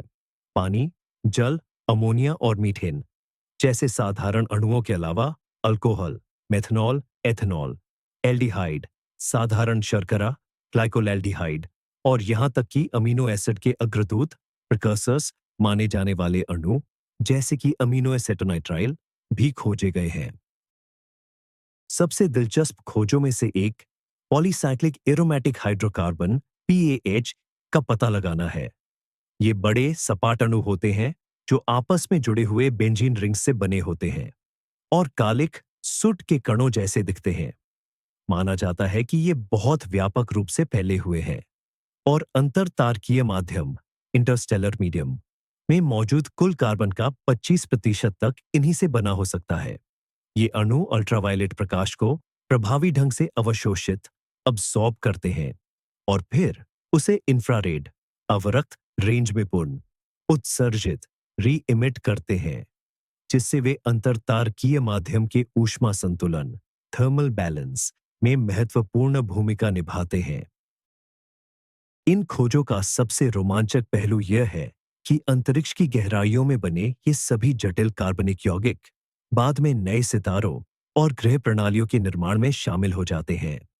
धूमकेतु, कॉमेट्स और क्षुद्र ग्रह एस्टेरॉइड्स, जिन्होंने शुरुआती पृथ्वी पर बमबारी की थी, इन जीवन के निर्माण खंडों बिल्डिंग ब्लॉक्स ऑफ लाइफ को हमारे ग्रह तक लाए होंगे, जिससे जैविक अणुओं के निर्माण को बढ़ावा मिला होगा। इस प्रकार सितारों के बीच शून्य में होने वाली यह रसायन शास्त्र हमारे अपने अस्तित्व से सीधा जुड़ा हो सकता है। हम एक बार फिर ब्रह्मांडीय किरणों, कॉस्मिक रेज और पदार्थ के साथ उनकी अंतर्क्रिया की ओर लौटते हैं। भले ही उनकी सघनता, घनत्व बहुत कम हो, लेकिन हर एक कण की ऊर्जा बहुत ज्यादा होती है और इस अंतर्क्रिया के बहुत महत्वपूर्ण परिणाम निकलते हैं। जब ब्रह्मांडीय किरणों से आया हुआ कोई अत्यधिक ऊर्जा वाला प्रोटॉन या हीलियम का नाभिक अंतरतारकीय गैस इंटरस्टेलर गैस के किसी परमाणु नाभिक जैसे कार्बन या ऑक्सीजन से टकराता है, तो एक प्रक्रिया होती है जिसे विदरण स्पलेशन कहा जाता है। इस तीव्र टक्कर के कारण लक्ष्य नाभिक अक्षरशः छोटे टुकड़ों में टूट जाता है। इस तरह लिथियम, बेरिलियम और बोरॉन जैसे दुर्लभ हल्के तत्व जन्म लेते हैं। ये तत्व तारों के अंदर होने वाले ताप नाभिकीय संलयन फ्यूजन से न के बराबर बनते हैं। इसके विपरीत तारे उन्हें अपेक्षाकृत कम तापमान पर ही तेजी से जला देते हैं। ब्रह्मांड में इन तत्वों का अधिकांश हिस्सा, यहां तक कि हमारे फोन की बैटरियों में मौजूद लिथियम भी, इसी तरह अंतरिक्ष में हुई टक्करों का परिणाम है। पुराने तारों के वातावरण और उल्कापिंडों मीटियोराइट्स में इन तत्वों की जो मात्रा पाई जाती है, वह ब्रह्मांडीय किरणों के वितरण मॉडल की भविष्यवाणियों से एकदम मेल खाती है। यह एक और सुंदर प्रमाण है कि ब्रह्मांड कोई स्थिर खालीपन नहीं है, बल्कि एक ऐसी जगह है जहां लगातार सक्रिय प्रक्रियाएं चलती रहती हैं, जो ब्रह्मांड के रासायनिक संगठन तक को बदल देती है। इसके अलावा ब्रह्मांडीय किरणें घने आणविक बादलों मॉलिक्यूलर क्लाउड्स में आयनीकरण आयोनाइजेशन का मुख्य स्रोत है। तारों से निकलने वाली पराबैंगनी यूवी रोशनी इन बादलों के अंदर गहराई तक नहीं जा सकती, लेकिन ऊर्जावान ब्रह्मांडीय किरणें उन्हें भेदती हुई निकल जाती हैं। ये किरणें अणुओं से इलेक्ट्रॉनों को बाहर निकालती है और आयन्स पैदा करती हैं। यह आयनीकरण भले ही कमजोर हो, इन बादलों की रसायन शास्त्र और उनकी गतिशीलता में एक महत्वपूर्ण भूमिका निभाता है।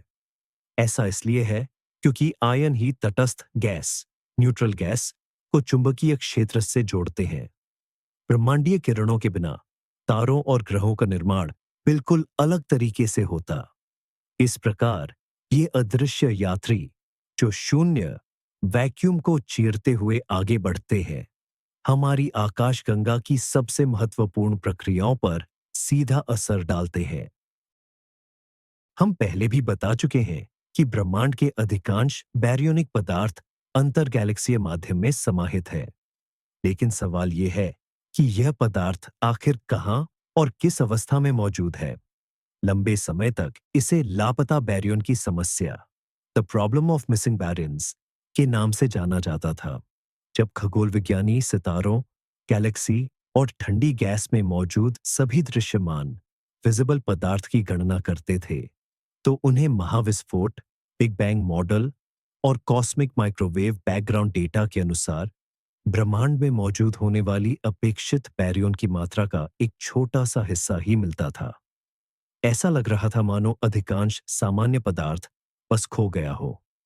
इस पहेली का जवाब पिछले कुछ दशकों में एक्स-रे और अल्ट्रावायलेट रेंज में किए गए अवलोकनों के कारण सामने आना शुरू हुआ। पता चला कि ये गुम हुए बैरियन एक अत्यंत गर्म और विरल गैस, डिफ्यूज गैस के रूप में मौजूद है, जो ब्रह्मांडीय जाल, कॉस्मिक वेब के तंतुओं, फिलामेंट्स में और गैलेक्सी के प्रभामंडलों, हेलोस के आसपास के खाली स्थान को भरता है। इस माध्यम को WHIM नाम दिया गया है, जिसका अर्थ है गर्मोष्ण अंतर गैलेक्सीय माध्यम, वार्म हॉट इंटरगैलेक्टिक मीडियम। इसका तापमान 1 लाख से लेकर 10 मिलियन 1 करोड़ केल्विन डिग्री तक होता है। इतनी ज्यादा गर्मी पर यह गैस अत्यधिक आयनित आयोनाइज्ड हो जाती है और मुख्य रूप से सॉफ्ट एक्स-रे और दूर अल्ट्रावायलेट रेंज में उत्सर्जन करती है, जिसके कारण इसे सीधे देखना बेहद मुश्किल होता है। माना जाता है कि यह गैस तब गर्म हुई जब ब्रह्मांड की बड़ी संरचनाओं का निर्माण हो रहा था। इस प्रक्रिया में जब पदार्थ तंतुओं और गैलेक्सी समूह के गुरुत्वाकर्षण गड्ढों, ग्रेविटेशनल वेल्स में गिर रहा था, तब उत्पन्न हुई शॉक वेव्स, टकराव वाली तरंगों ने इसे अत्यधिक गर्म कर दिया। इस माध्यम की खोज दूरस्थ क्वासरों, क्वासर्स और ब्लेजर्स के स्पेक्ट्रम में उच्च आयनित परमाणुओं जैसे कि ऑक्सीजन 6 या ऑक्सीजन 7 की अवशोषण रेखाओं, अब्जॉर्प्शन लाइंस का अवलोकन करके संभव हुई। इन अवलोकनों ने इस बात की पुष्टि की कि ब्रह्मांडीय जाल के तंतु वास्तव में इसी गर्म गैस से भरे हुए हैं। इस तरह गैलेक्सियों के बीच का खालीपन अब प्लाज्मा के विशाल भंडारों से भरा हुआ पाया गया है, जिसमें ब्रह्मांड का लापता पदार्थ छिपा हुआ था। यह दर्शाता है कि जैसे जैसे हम ब्रह्मांड के अदृश्य घटकों का अध्ययन करने के लिए नए उपकरण विकसित करते हैं, वैसे वैसे अंतरिक्ष के बारे में हमारी समझ लगातार बदलती रहती है। पहले हमने अवशेष विकिरण यानी बिग बैंग से बचे हुए फोटोनों पर चर्चा की थी, लेकिन इसी तरह का एक और कणों का भी फंड मौजूद है। उदाहरण के लिए सैद्धांतिक रूप से ब्रह्मांडीय न्यूट्रिनो पृष्ठभूमि, कॉस्मिक न्यूट्रिनो बैकग्राउंड या CNB का अस्तित्व होना चाहिए। फोटोनों की तरह प्रारंभिक ब्रह्मांड में न्यूट्रिनो भी बाकी पदार्थों के साथ ऊष्मीय संतुलन में थे। बिग बैंग के लगभग 1 सेकंड बाद जब ब्रह्मांड 10 अरब डिग्री तक ठंडा हो गया, तो न्यूट्रिनो और पदार्थ के बीच की परस्पर क्रिया, इंटरैक्शन इतनी कमजोर हो गई कि वे अलग हो गए और स्वतंत्र रूप से फैलने लगे। ये अवशेष न्यूट्रिनो आज भी ब्रह्मांड को भर रहे होंगे, जिनका तापमान बहुत कम यानी लगभग 1.9 केल्विन होगा। उनकी अनुमानित घनत्व डेंसिटी यह है कि प्रति घन सेंटीमीटर में हर प्रकार के लगभग 326 न्यूट्रिनो होने चाहिए। समस्या यह है कि उनकी ऊर्जा बहुत ही कम होती है, सौर या वायुमंडलीय न्यूट्रिनो की तुलना में बहुत कम, जिस कारण मौजूदा तकनीकों से उनका सीधा पता लगाना लगभग असंभव है। हालांकि उनके अस्तित्व की पुष्टि अप्रत्यक्ष रूप से होती है। ये न्यूट्रिनो भले ही कमजोर हों, फिर भी ब्रह्मांड के कुल ऊर्जा घनत्व में योगदान करते हैं और प्रारंभिक युग की प्रक्रियाओं को प्रभावित करते हैं, जैसे कि प्राथमिक न्यूक्लियोसिंथेसिस यानी हल्के तत्वों का निर्माण और अवशेष विकिरण का बनना। अवशेष विकिरण में उतार चढ़ाव और आकाश गंगाओं के वितरण के सटीक मापन से इन न्यूट्रिनो के गुणों पर सीमाएं निर्धारित की जाती है और यह डेटा मानक ब्रह्मांडीय मॉडल की भविष्यवाणियों से अच्छी तरह मेल खाता है। यदि हम कभी भी इन कणों को सीधे रिकॉर्ड करने में सफल होते हैं, तो यह भौतिकी की एक बड़ी जीत होगी। यह हमें हमारे ब्रह्मांड के जीवन के पहले सेकंड में झांकने का अवसर देगा। एक ऐसा युग जो अवशेष फोटोनों के माध्यम से भी अवलोकन के लिए उपलब्ध नहीं है। प्राचीनतम कणों का यह अदृश्य महासागर ब्रह्मांडीय शून्य, कॉस्मिक वैक्यूम में छिपी हुई वास्तविकता की एक और परत है। आइए एक बार फिर अपने सौरमंडल का रुख करते हैं, मगर इस बार इसे भीतर से नहीं बल्कि बाहर से झांकेंगे। वह क्षेत्र जहां हीलियोस्फीयर आसपास के अंतरतारकीय माध्यम से मिलता है, एक जटिल और गतिशील संरचना है। सूर्य स्थिर नहीं है। यह स्थानीय अंतरतारकीय बादल के बीच से लगभग 23 किलोमीटर प्रति सेकंड की रफ्तार से गुजर रहा है। इस गति के कारण सौरमंडल के आगे एक किस्म की अग्र आघाती लहर हेड शॉक वेव बनती है, बिल्कुल वैसे ही जैसे उड़ते हुए विमान के अगले हिस्से के सामने बनती है। अंतरतारकीय गैस और धूल हीलियोस्फीयर को बाईपास करते हुए आगे निकल जाती है। लेकिन सारे कण रुकते नहीं हैं। हाइड्रोजन और हीलियम जैसे उदासीन परमाणु, न्यूट्रल एटम्स, जो चुंबकीय क्षेत्रों से प्रभावित नहीं होते, वे हीलियोस्फीयर के अंदर प्रवेश कर सकते हैं। अंदर जाने पर ये परमाणु सौर अल्ट्रावायलेट किरणों से आयनीकृत आयोनाइज्ड हो जाते हैं, या फिर सौर पवन सोलर विंड के कणों के साथ रिचार्ज होकर तथाकथित कैप्चर्ड आयन पिकअप आयन्स बन जाते हैं। फिर सौर पवन इन आयनों को वापस बाहर की ओर ले जाती है। आईबैक्स, आईबीएक्स, इंटरस्टेलर बाउंड्री एक्सप्लोरर जैसे अभियानों की मदद से इन उदासीन परमाणुओं और कैप्चर्ड आयनों का अध्ययन करना हमें सचमुच सौरमंडल की सीमाओं के पार झांकने और आसपास के अंतर तारकीय माध्यम की विशेषताओं को जानने का अवसर देता है। आईबैक्स उन ऊर्जावान उदासीन परमाणुओं एनर्जेटिक न्यूट्रल एटम्स को रिकॉर्ड करके सौरमंडल की सीमाओं का नक्शा बनाता है, जो हीलियोपॉज के क्षेत्र में जन्म लेते हैं और वापस हमारी तरफ आते हैं। इन आंकड़ों से पता चला है कि हीलियोस्फीयर और अंतरतारकीय माध्यम के बीच की क्रिया प्रतिक्रिया हमारी अपेक्षा से कहीं ज्यादा जटिल है। इसने आकाश में एक रहस्यमय विशाल पट्टी रिबन का भी खुलासा किया है, जहां इन परमाणुओं का प्रवाह काफी अधिक है। यह साबित होता है कि हमारा अपना अंतरिक्षीय घर भी कोई अलग थलग पड़ा हुआ द्वीप नहीं है, बल्कि यह अपने आसपास के गांगेय वातावरण गैलेक्टिक एनवायरनमेंट के साथ एक निरंतर और जटिल संवाद में है। यह सीमा सिर्फ एक खाली जगह नहीं है, बल्कि एक सक्रिय प्लाज्मा प्रयोगशाला है, जहां दो दुनियाएं टकराती हैं, सूर्य की दुनिया और आकाश गंगा की दुनिया। सूर्यमंडल का आंतरिक हिस्सा बाहरी पदार्थ और विकिरण के साथ साथ स्वयं इसकी अपनी विकास प्रक्रिया के उत्पादों से भी भरा हुआ है। हम जिस चीज की बात कर रहे हैं वह है राशिचक्र धूल बादल, ज़ोडिएकल डस्ट क्लाउड। यदि आप शहर की रोशनी से दूर किसी बहुत ही अंधेरी जगह पर हों, तो सूर्यास्त के तुरंत बाद या भोर सूर्योदय से पहले आपको एक हल्की पिरामिड के आकार की रोशनी दिखाई देगी। यह रोशनी क्षितिज से ऊपर क्रांतिवृत्त इक्लिप्टिक यानी आकाश में सूर्य के स्पष्ट मार्ग के साथ साथ फैली होती है। इसे ही राशिचक्र प्रकाश ज़ोडिएकल लाइट कहा जाता है।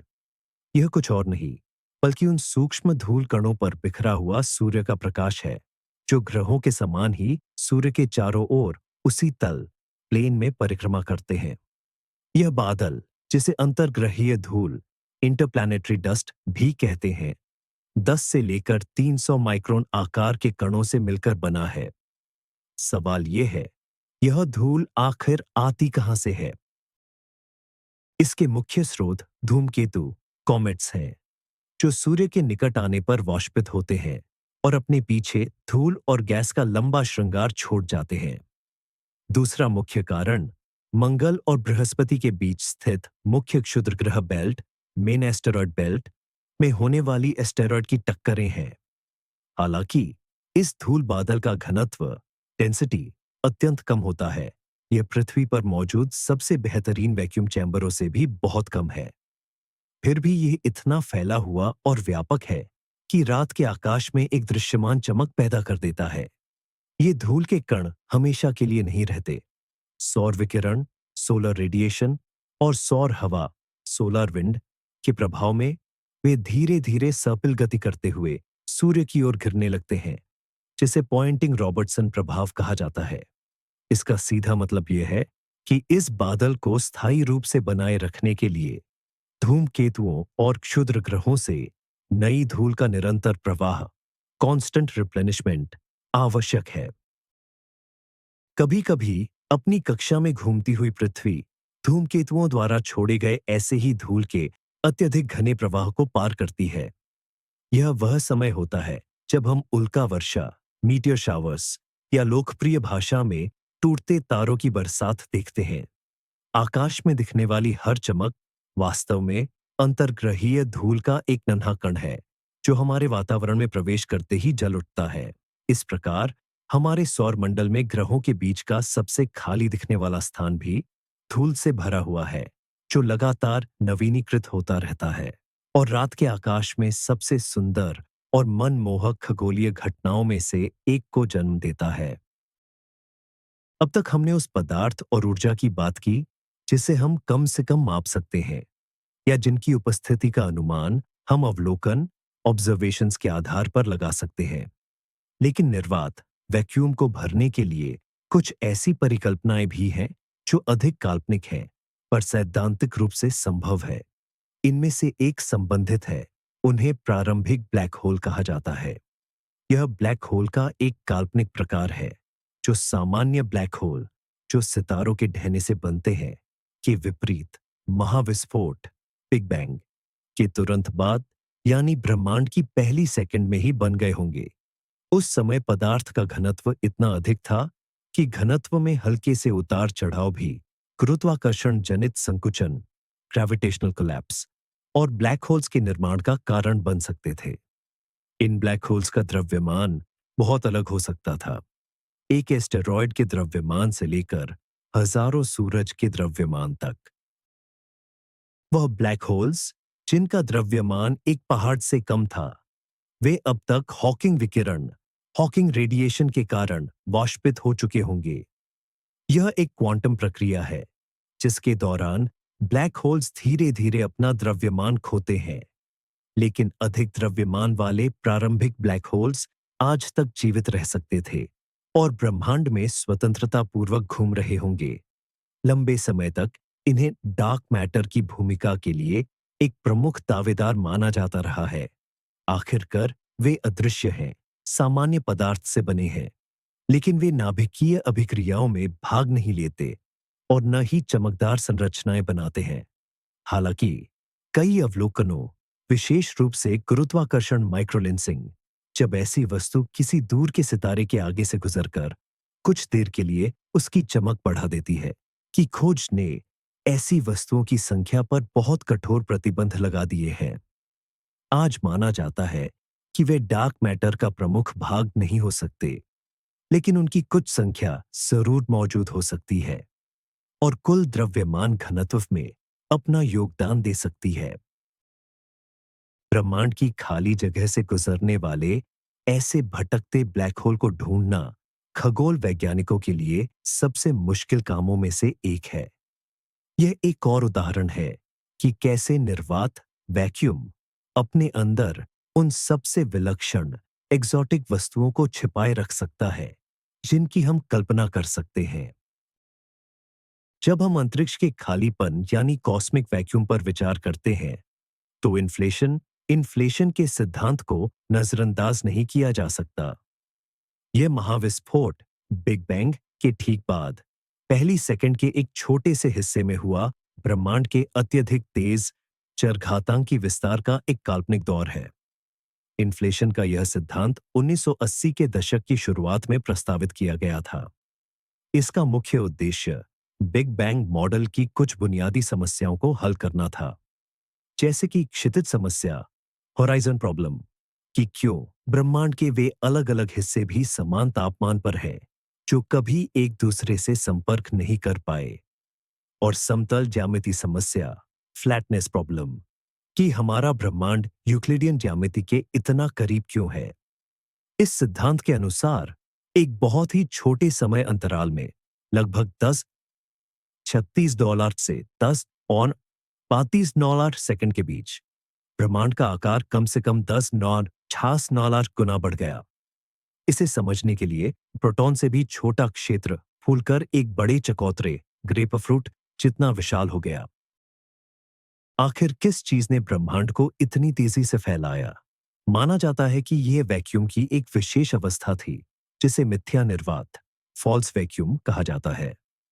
इसमें जबरदस्त ऊर्जा घनत्व, एनर्जी डेंसिटी और एक शक्तिशाली नकारात्मक दबाव, नेगेटिव प्रेशर था, जिसने एंटी ग्रेविटी की तरह काम किया। यह अवस्था अस्थिर थी। इन्फ्लेशन के अंत में यह इन्फ्लेटॉन नामक क्षेत्र, फील्ड, टूट गया और इसकी ऊर्जा सामान्य कणों और विकिरण के गर्म सूप में बदल गई। यहीं से बिग बैंग का वह गर्म चरण शुरू हुआ जिसे हम आज समझते हैं। लेकिन सबसे दिलचस्प बात यह है कि इन्फ्लेशन के दौरान इस इन्फ्लेटॉन क्षेत्र में उत्पन्न होने वाले क्वांटम उतार चढ़ाव, क्वांटम फ्लक्चुएशंस भी खींचकर खगोलीय एस्ट्रोनॉमिकल पैमानों तक फैल गए। ये सूक्ष्म उतार चढ़ाव बीज बन गए, जिनसे गुरुत्वाकर्षण के प्रभाव में आज हम जो भी संरचनाएं देखते हैं वे सब विकसित हुईं, जैसे कि आकाश गंगाएं, आकाश गंगाओं के समूह, क्लस्टर्स और ब्रह्मांडीय जाल, कॉस्मिक वेब। इन शुरुआती उतार चढ़ावों की छाप हमें अवशेष विकिरण, रेलिक रेडिएशन के मानचित्र में तापमान के छोटे छोटे बदलावों के रूप में दिखाई देती है। इस तरह ब्रह्मांड की संपूर्ण दृश्यमान संरचना इसके अस्तित्व के पहले ही क्षण में खाली स्थान के क्वांटम उतार चढ़ावों से पैदा हुई।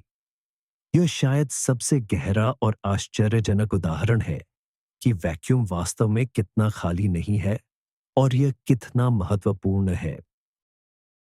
आइए एक बार फिर ब्रह्मांडीय धूल और उसके हैरत अंगेज गुणों पर लौटते हैं।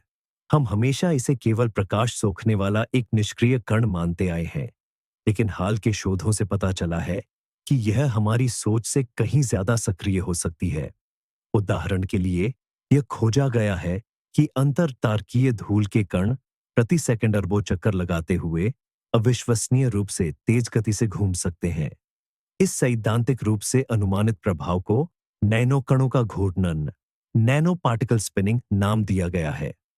माना जाता है कि उनकी इस तेज गति के पीछे तारों के प्रकाश के फोटोन और आसपास से गुजरने वाले गैस के परमाणुओं के साथ होने वाली उनकी अंतःक्रिया है।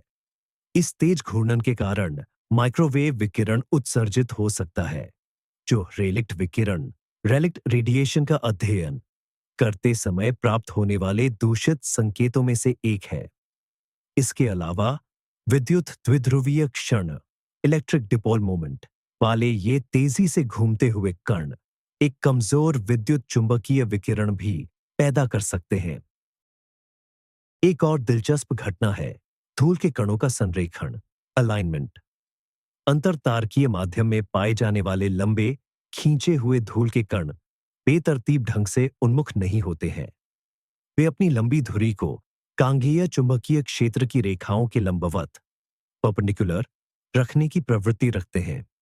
यह प्रभाव दूर के तारों के प्रकाश के ध्रुवीकरण, पोलराइजेशन का कारण बनता है।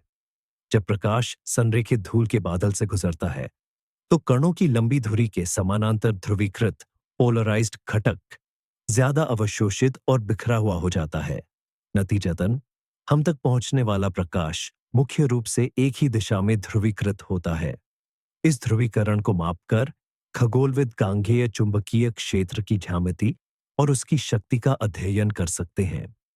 संरेखण का यह तंत्र अभी तक पूरी तरह स्पष्ट नहीं है, लेकिन एक प्रमुख सिद्धांत ये बताता है कि यह रेडिएशन टॉर्क नामक बल से संबंधित है। ये एक बल आघूर्ण है जो असममित धूल के कणों के साथ संपर्क करने वाले फोटोनों द्वारा उत्पन्न होता है।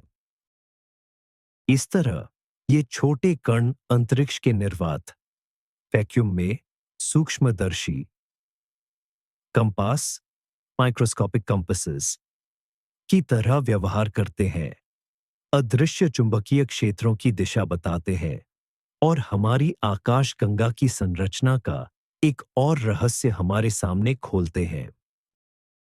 आइए ब्रह्मांड के सबसे बड़े और सबसे खाली हिस्सों, वॉइड्स, शून्यताओं पर एक नजर डालते हैं। ये सैकड़ों लाखों प्रकाश वर्ष के व्यास वाले विशाल बुलबुले हैं, जहां गैलेक्सी लगभग न के बराबर होती है। ये ब्रह्मांड के आयतन का अधिकांश भाग घेरते हैं, जबकि गैलेक्सी और उनके समूह इन वॉइड्स को घेरने वाली पतली दीवारों और धागों, फिलामेंट्स में केंद्रित होते हैं। लंबे समय तक वॉइड्स को लगभग परम शून्य माना जाता था, लेकिन हालिया शोध से पता चलता है कि ये भी पूरी तरह से खाली नहीं है। सबसे पहले इनमें कुछ मात्रा में पदार्थ मैटर मौजूद होता है, चाहे वह डार्क हो या बेरियोनन। हालांकि इनका घनत्व ब्रह्मांड के औसत घनत्व से काफी कम होता है। यहाँ बहुत छोटी धुंधली बौनी गैलेक्सी मौजूद हो सकती है, जिन्हें खोज पाना मुश्किल होता है। ऐसी कुछ वॉइड गैलेक्सी, शून्यताओं की गैलेक्सी, पाई भी गई है। ये खगोलविदों के लिए बेहद दिलचस्प है, क्योंकि इनका विकास बड़े पड़ोसियों के प्रभाव के बिना पूरी तरह से अलगाव में हुआ होगा। दूसरा, वॉइड्स चुंबकीय क्षेत्रों मैग्नेटिक फील्ड्स से घिरे हुए हैं। हालांकि उनकी उत्पत्ति और शक्ति पर अभी भी बहस चल रही है, लेकिन दूर के ब्लेजर्स से आने वाले गामा विकिरण के अवलोकन से पता चलता है कि इंटरगैलेक्टिक स्पेस, जिसमें वॉइड्स भी शामिल है, में कमजोर चुंबकीय क्षेत्र होने चाहिए। ये क्षेत्र या तो शुरुआती ब्रह्मांड में उत्पन्न हुए होंगे या फिर गैलेक्सी के तारकीय पवन स्टार विंड और सक्रिय नाभिकों द्वारा बाहर फेंके गए होंगे। तीसरा, वॉइड्स डार्क एनर्जी का अध्ययन करने के लिए आदर्श प्रयोगशालाएं हैं। चूंकि उनमें पदार्थ का गुरुत्वाकर्षण प्रभाव न्यूनतम होता है, इसलिए डार्क एनर्जी के कारण होने वाला त्वरित विस्तार का प्रभाव वहां सबसे शुद्ध रूप से दिखाई देना चाहिए। वॉइड्स की पृष्ठभूमि में दूर की गैलेक्सी से आने वाले प्रकाश की कमजोर गुरुत्वाकर्षण लेंसिंग का अध्ययन करके हम डार्क एनर्जी के गुणों का स्वतंत्र रूप से आकलन कर सकते हैं। इस प्रकार ब्रह्मांड के सबसे खाली माने जाने वाले क्षेत्र भी प्रकृति के बुनियादी नियमों और हमारे दुनिया के छिपे हुए घटकों के बारे में महत्वपूर्ण जानकारी रखते हैं। यह शून्यता ही हमें भरपूरता को समझने में मदद करती है। हमने निर्वात वैक्यूम की क्वांटम प्रकृति की अभिव्यक्ति के तौर पर आभासी वर्चुअल कणों पर चर्चा की थी, लेकिन एक और घटना है जो सीधे इससे जुड़ी हुई है और जिसके प्रेक्षणीय परिणाम है, और वो है निर्वात का ध्रुवीकरण, vacuum polarization. Quantum electrodynamics QED के अनुसार जब कोई शक्तिशाली विद्युत चुंबकीय क्षेत्र मौजूद होता है, तो निर्वात एक ऑप्टिकल माध्यम, प्रकाशिकी माध्यम की तरह व्यवहार कर सकता है। ऐसा इसलिए होता है क्योंकि एक फोटॉन बहुत कम समय के लिए एक आभासी इलेक्ट्रॉन पॉजिट्रॉन जोड़ी में बदल सकता है। यदि यह किसी मजबूत बाहरी क्षेत्र में होता है, उदाहरण के लिए किसी अत्यधिक चुंबकीय न्यूट्रॉन तारे मैग्नेटर के पास, तो यह क्षेत्र आभासी इलेक्ट्रॉन और पॉजिट्रॉन पर बल डालता है और उन्हें ध्रुवीकृत पोलराइज कर देता है। यह बदले में इस बात को प्रभावित करता है कि अन्य फोटॉन उस क्षेत्र से कैसे गुजरते हैं। विशेष रूप से निर्वात द्विअपवर्तनशील बायरिफ्रिंजेंट बन जाता है। इसका मतलब है कि अलग-अलग ध्रुवीकरण वाले फोटॉन थोड़ी अलग गति से आगे बढ़ते हैं। यह प्रभाव बहुत ही सूक्ष्म है और इसे मापना अत्यंत कठिन है। हालांकि साल 2016 में खगोलविदों ने पृथ्वी से 400 पारसेक की दूरी पर स्थित एक न्यूट्रॉन तारे का अवलोकन करते हुए पहली बार इस घटना के संकेत रिकॉर्ड करने में सफलता प्राप्त की। उन्होंने इस तारे से आने वाले दृश्य प्रकाश में रेखीय ध्रुवीकरण लिनियर पोलराइजेशन की एक उच्च डिग्री पाई। इसकी व्याख्या केवल प्रकाश के तारे के आसपास के अत्यधिक चुंबकीय निर्वात से गुजरने के माध्यम से ही की जा सकती है। यह विस्मयकारी खोज इस बात की सीधी पुष्टि करती है कि मजबूत क्षेत्रों के प्रभाव में खाली स्थान स्पेस को बदला जा सकता है, और यह कि क्वांटम इलेक्ट्रोडायनेमिक्स की भविष्यवाणियां ऐसी चरम परिस्थितियों में भी सही है। ये एक बार फिर खालीपन और पदार्थ के बीच की रेखा को धुंधला करता है।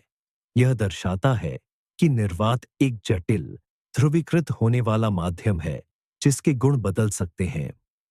यह केवल एक निष्क्रिय पृष्ठभूमि नहीं है, बल्कि यह भौतिक अंतःक्रियाओं में एक सक्रिय भागीदार है जो क्वांटम दुनिया के नियमों का पालन करता है।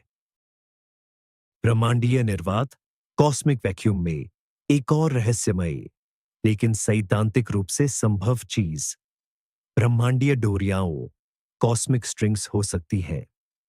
ये काल्पनिक एक आयामी स्थानिकृतिक दोष टोपोलॉजिकल डिफेक्ट्स है जो प्रारंभिक ब्रह्मांड में चरण परिवर्तनों फेस ट्रांजिशंस के परिणाम स्वरूप बने होंगे। इसे समझने के लिए जमते हुए पानी की कल्पना करें। जब बर्फ के क्रिस्टल बनते हैं तो वे अलग अलग अभिविन्यास ओरिएंटेशन में हो सकते हैं और इन क्रिस्टलों के जोड़ पर दोष या दरारें उत्पन्न होती हैं। कुछ ऐसा ही प्रारंभिक ब्रह्मांड के वैक्यूम के साथ हुआ होगा। जब ब्रह्मांड ठंडा हो रहा था तो यह मौलिक अंतःक्रियाओं फंडामेंटल इंटरैक्शंस की सममिति भंग सिमेट्री ब्रेकिंग से जुड़े कई चरण परिवर्तनों से गुजरा होगा। यदि अंतरिक्ष के विभिन्न क्षेत्रों में सममिति अलग अलग तरीकों से भंग हुई तो उनकी सीमाओं पर स्थायी दोष बन सकते थे। सममिति भंग के प्रकार के आधार पर ये शून्य आयामी दोष मोनोपोल, एक आयामी दोष टोडियाओं या द्विआयामी दोष डोमेन वॉल हो सकते थे। ब्रह्मांडीय डोरियाओं यदि वे मौजूद हैं तो प्रोटॉन से भी अधिक पतली होनी चाहिए, लेकिन उनकी प्रति इकाई लंबाई में द्रव्यमान मास पर यूनिट लेंथ बहुत अधिक होना चाहिए, जिसके कारण वे एक शक्तिशाली गुरुत्वाकर्षण क्षेत्र उत्पन्न करेंगी। ये डोरियाओं विशाल दूरियों तक फैली हो सकती हैं, संभवतः पूरे प्रेक्षणीय ब्रह्मांड ऑब्जर्वेबल यूनिवर्स तक भी। ऐसी डोरियों को कुछ विशिष्ट निशान छोड़ने चाहिए। उदाहरण के लिए वे गुरुत्वाकर्षण लेंस ग्रेविटेशनल लेंसेज की तरह काम कर सकती हैं, जिससे दूर की वस्तुओं की दोहरी छवियां बन सकती हैं। वे गुरुत्वाकर्षण तरंगों ग्रेविटेशनल वेव्स का भी एक शक्तिशाली स्रोत होनी चाहिए। इसके अलावा एक गतिशील ब्रह्मांडीय डोरी अवशेष विकिरण रेलिक रेडिएशन में तापमान में अचानक उछाल शार्प जंप के रूप में एक निशान छोड़ेगी। अब तक ब्रह्मांडीय डोरियों के अस्तित्व का कोई ठोस प्रमाण नहीं मिला है, जिससे उन सिद्धांतों पर कठोर सीमाएं लगती हैं जो इनकी भविष्यवाणी करते हैं। हालांकि वे आज भी एक रोमांचक संभावना बनी हुई हैं।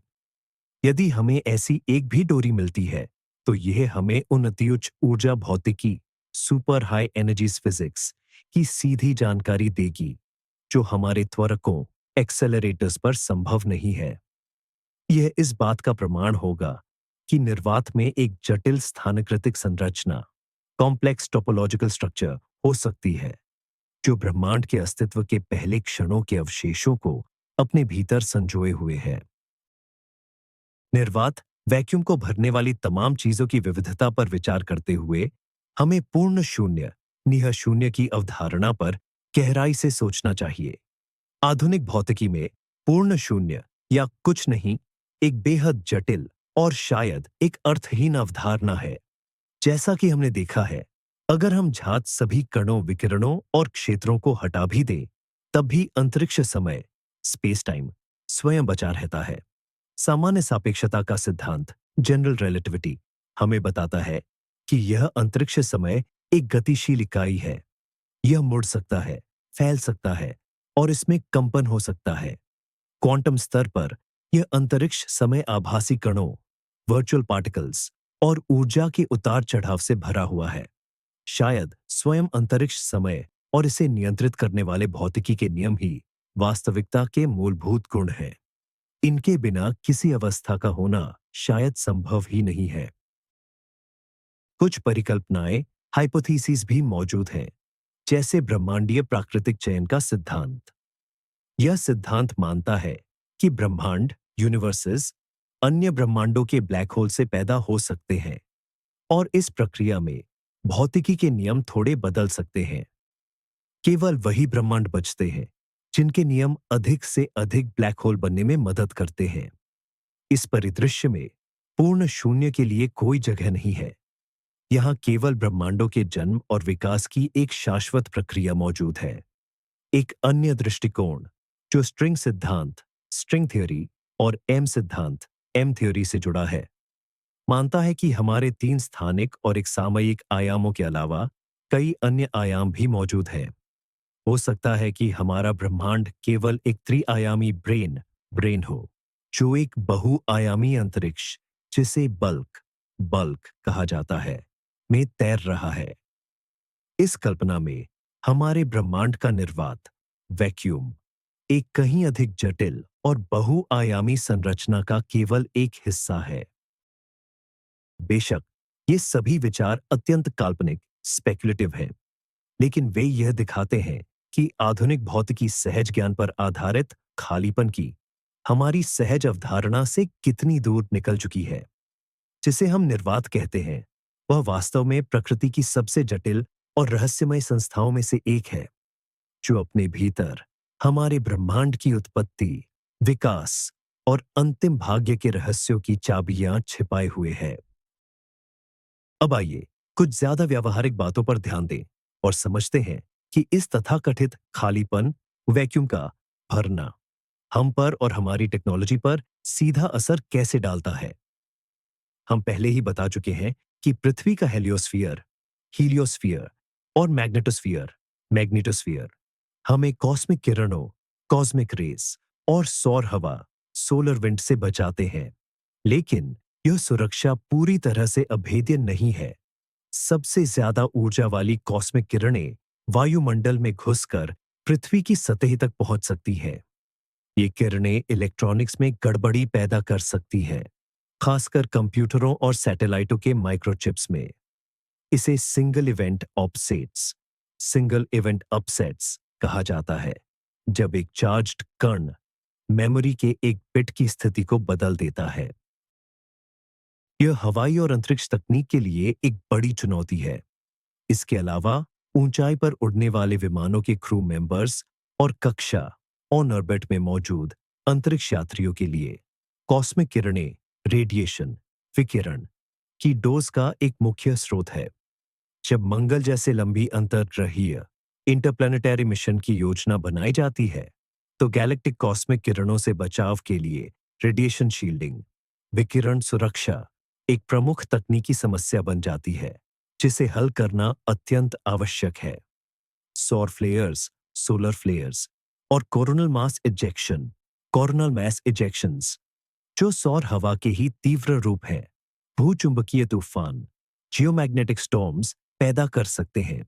ये तूफान संचार और नेविगेशन उपग्रहों सैटेलाइट्स के काम में बाधा डाल सकते हैं, रेडियो संचार को बाधित कर सकते हैं और यहां तक कि ट्रांसमिशन लाइनों में तेज करंट प्रेरित करके पृथ्वी पर बड़े पैमाने पर बिजली कटौती ब्लैकआउट का कारण बन सकते हैं। इसका सबसे प्रसिद्ध उदाहरण है सन 1859 का कैरिंगटन इवेंट। उस समय एक अत्यंत शक्तिशाली भूचुंबकीय तूफान ने पूरे यूरोप और उत्तरी अमेरिका में टेलीग्राफ प्रणालियों को ठप कर दिया था। अगर आज इतनी ही ताकत का कोई तूफान आता है, तो हमारी तकनीकी सभ्यता को होने वाला नुकसान बहुत बड़ा यानी विनाशकारी होगा। इस तरह हमारे आसपास का यह ब्रह्मांडीय खालीपन कॉस्मिक वैक्यूम महज एक पृष्ठभूमि नहीं है, बल्कि एक सक्रिय वातावरण है, जिसका हमें सामना करना पड़ता है और जिससे हमें सुरक्षा की आवश्यकता है। हमारे इस गहरे अध्ययन के समापन पर कि शून्य वास्तव में खाली नहीं है, आइए एक बार फिर से पूरी तस्वीर पर नजर डालते हैं। हमने शुरुआत की थी अंतरतारकीय माध्यम से। यह हमारी आकाशगंगा का वह विरल पर विशाल घटक है, जिसमें गैस कई चरणों में मौजूद है। ठंडे आणविक बादल जहां सितारे जन्म लेते हैं और सुपरनोवा विस्फोटों से पैदा हुई तपती प्लाज्मा जो पूरे क्षेत्र में फैली है। हमने देखा कि इस माध्यम में सूक्ष्म धूल के कण समाये हुए हैं। ये धूल तारों की रोशनी को रोकती है, लेकिन साथ ही अणुओं के निर्माण के लिए उत्प्रेरक का काम करती है और ग्रहों के लिए निर्माण सामग्री भी बनती है। हमने अदृश्य ब्रह्मांडीय किरणों की धाराओं के बारे में जाना, जिन्हें अकल्पनीय ऊर्जा स्तरों तक त्वरित किया गया है और जो ब्रह्मांड के रासायनिक संयोजन को बदल देती है। हम आकाशगंगा की सीमाओं से बाहर निकले और ब्रह्मांडीय तंतुजाल कॉस्मिक वेब को खोजा। ये गैस की एक विशाल संरचना है, जिसमें अधिकांश सामान्य पदार्थ छिपा हुआ है। हमने देखा कि पूरे अंतरिक्ष में अवशेष विकिरण, जो महाविस्फोट, बिग बैंग की गूंज है, और मायावी न्यूट्रिनो फैले हुए हैं। हमने समझा कि हमारा स्वयं का दिक्काल, स्पेस टाइम भी स्थिर नहीं है, बल्कि यह कंपित हो सकता है, जिससे गुरुत्वाकर्षण तरंगे अंतरिक्षीय आपदाओं से आगे बढ़ती है। फिर हम सबसे बड़ी पहेलियों से रूबरू हुए, डार्क मैटर, जो ब्रह्मांड का अदृश्य ढांचा है, और डार्क एनर्जी, वह रहस्यमय शक्ति जो अंतरिक्ष को लगातार फैला रही है। और अंत में सबसे मौलिक स्तर पर हमने पाया कि निर्वात, वैक्यूम, एक उबलता हुआ क्वांटम फैन है जो आभासी कणों से भरा हुआ है। यह तस्वीर मात्र एक काली शून्यता के सरल चित्रण से बहुत अलग है। ब्रह्मांड एक जटिल, बहुस्तरीय और गतिशील प्रणाली है, जहां हर घटक सूक्ष्म कणों से लेकर आकाशगंगाओं के समूह तक निरंतर परस्पर क्रिया में है। यह समझना कि निर्वात खाली नहीं है, यह महज एक जिज्ञासापूर्ण तथ्य नहीं है। यह हमारे विश्वदृष्टि में एक मौलिक बदलाव है, जो हमें इस बात को और गहराई से जानने में सक्षम बनाता है कि हमारा ब्रह्मांड किस तरह संरचित है और उसमें हमारा क्या स्थान है।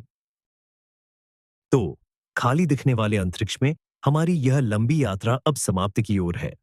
हमने क्या जाना? हमने समझा कि पूर्ण शून्यता का विचार मात्र एक भ्रम है। यह निर्वात, वैक्यूम, अविश्वसनीय रूप से समृद्ध और जटिल निकला। यह गैस और धूल से भरा है, जिनसे तारों का जन्म होता है और उनका अंत। यह अदृश्य क्षेत्रों और कणों के प्रवाह से भरा हुआ है, जो अपार ऊर्जा वहन करते हैं। यह अपने भीतर सृष्टि के आरंभ का प्रकाश, यानी अवशेष विकिरण, रिलिक्ट रेडिएशन को संजोए रखता है। और जहां प्रतीत होता है कि कुछ भी नहीं है, वहां भी स्वयं अंतरिक्ष क्वांटम स्तर पर जीवन से भरा हुआ है। और इसके गुण ही पूरे ब्रह्मांड का भाग्य निर्धारित करते हैं। लेकिन शायद सबसे महत्वपूर्ण निष्कर्ष यह है कि इस निर्वात की 95% से अधिक सामग्री, यानी डार्क मैटर और डार्क एनर्जी, हमारे लिए एक पूर्ण रहस्य बनी हुई है। हम इनके गुरुत्वाकर्षण प्रभावों को देखते हैं, इनकी मात्रा माप सकते हैं, लेकिन हमें जरा भी अंदाजा नहीं है कि ये वास्तव में क्या है। पिछले दशकों में ब्रह्मांड विज्ञान में हुई सबसे बड़ी खोजों ने हमें हमारी गहन अज्ञानता का एहसास कराया है। और यह निराशा का कारण नहीं, बल्कि इसके विपरीत यह महानतम प्रेरणा का स्रोत है।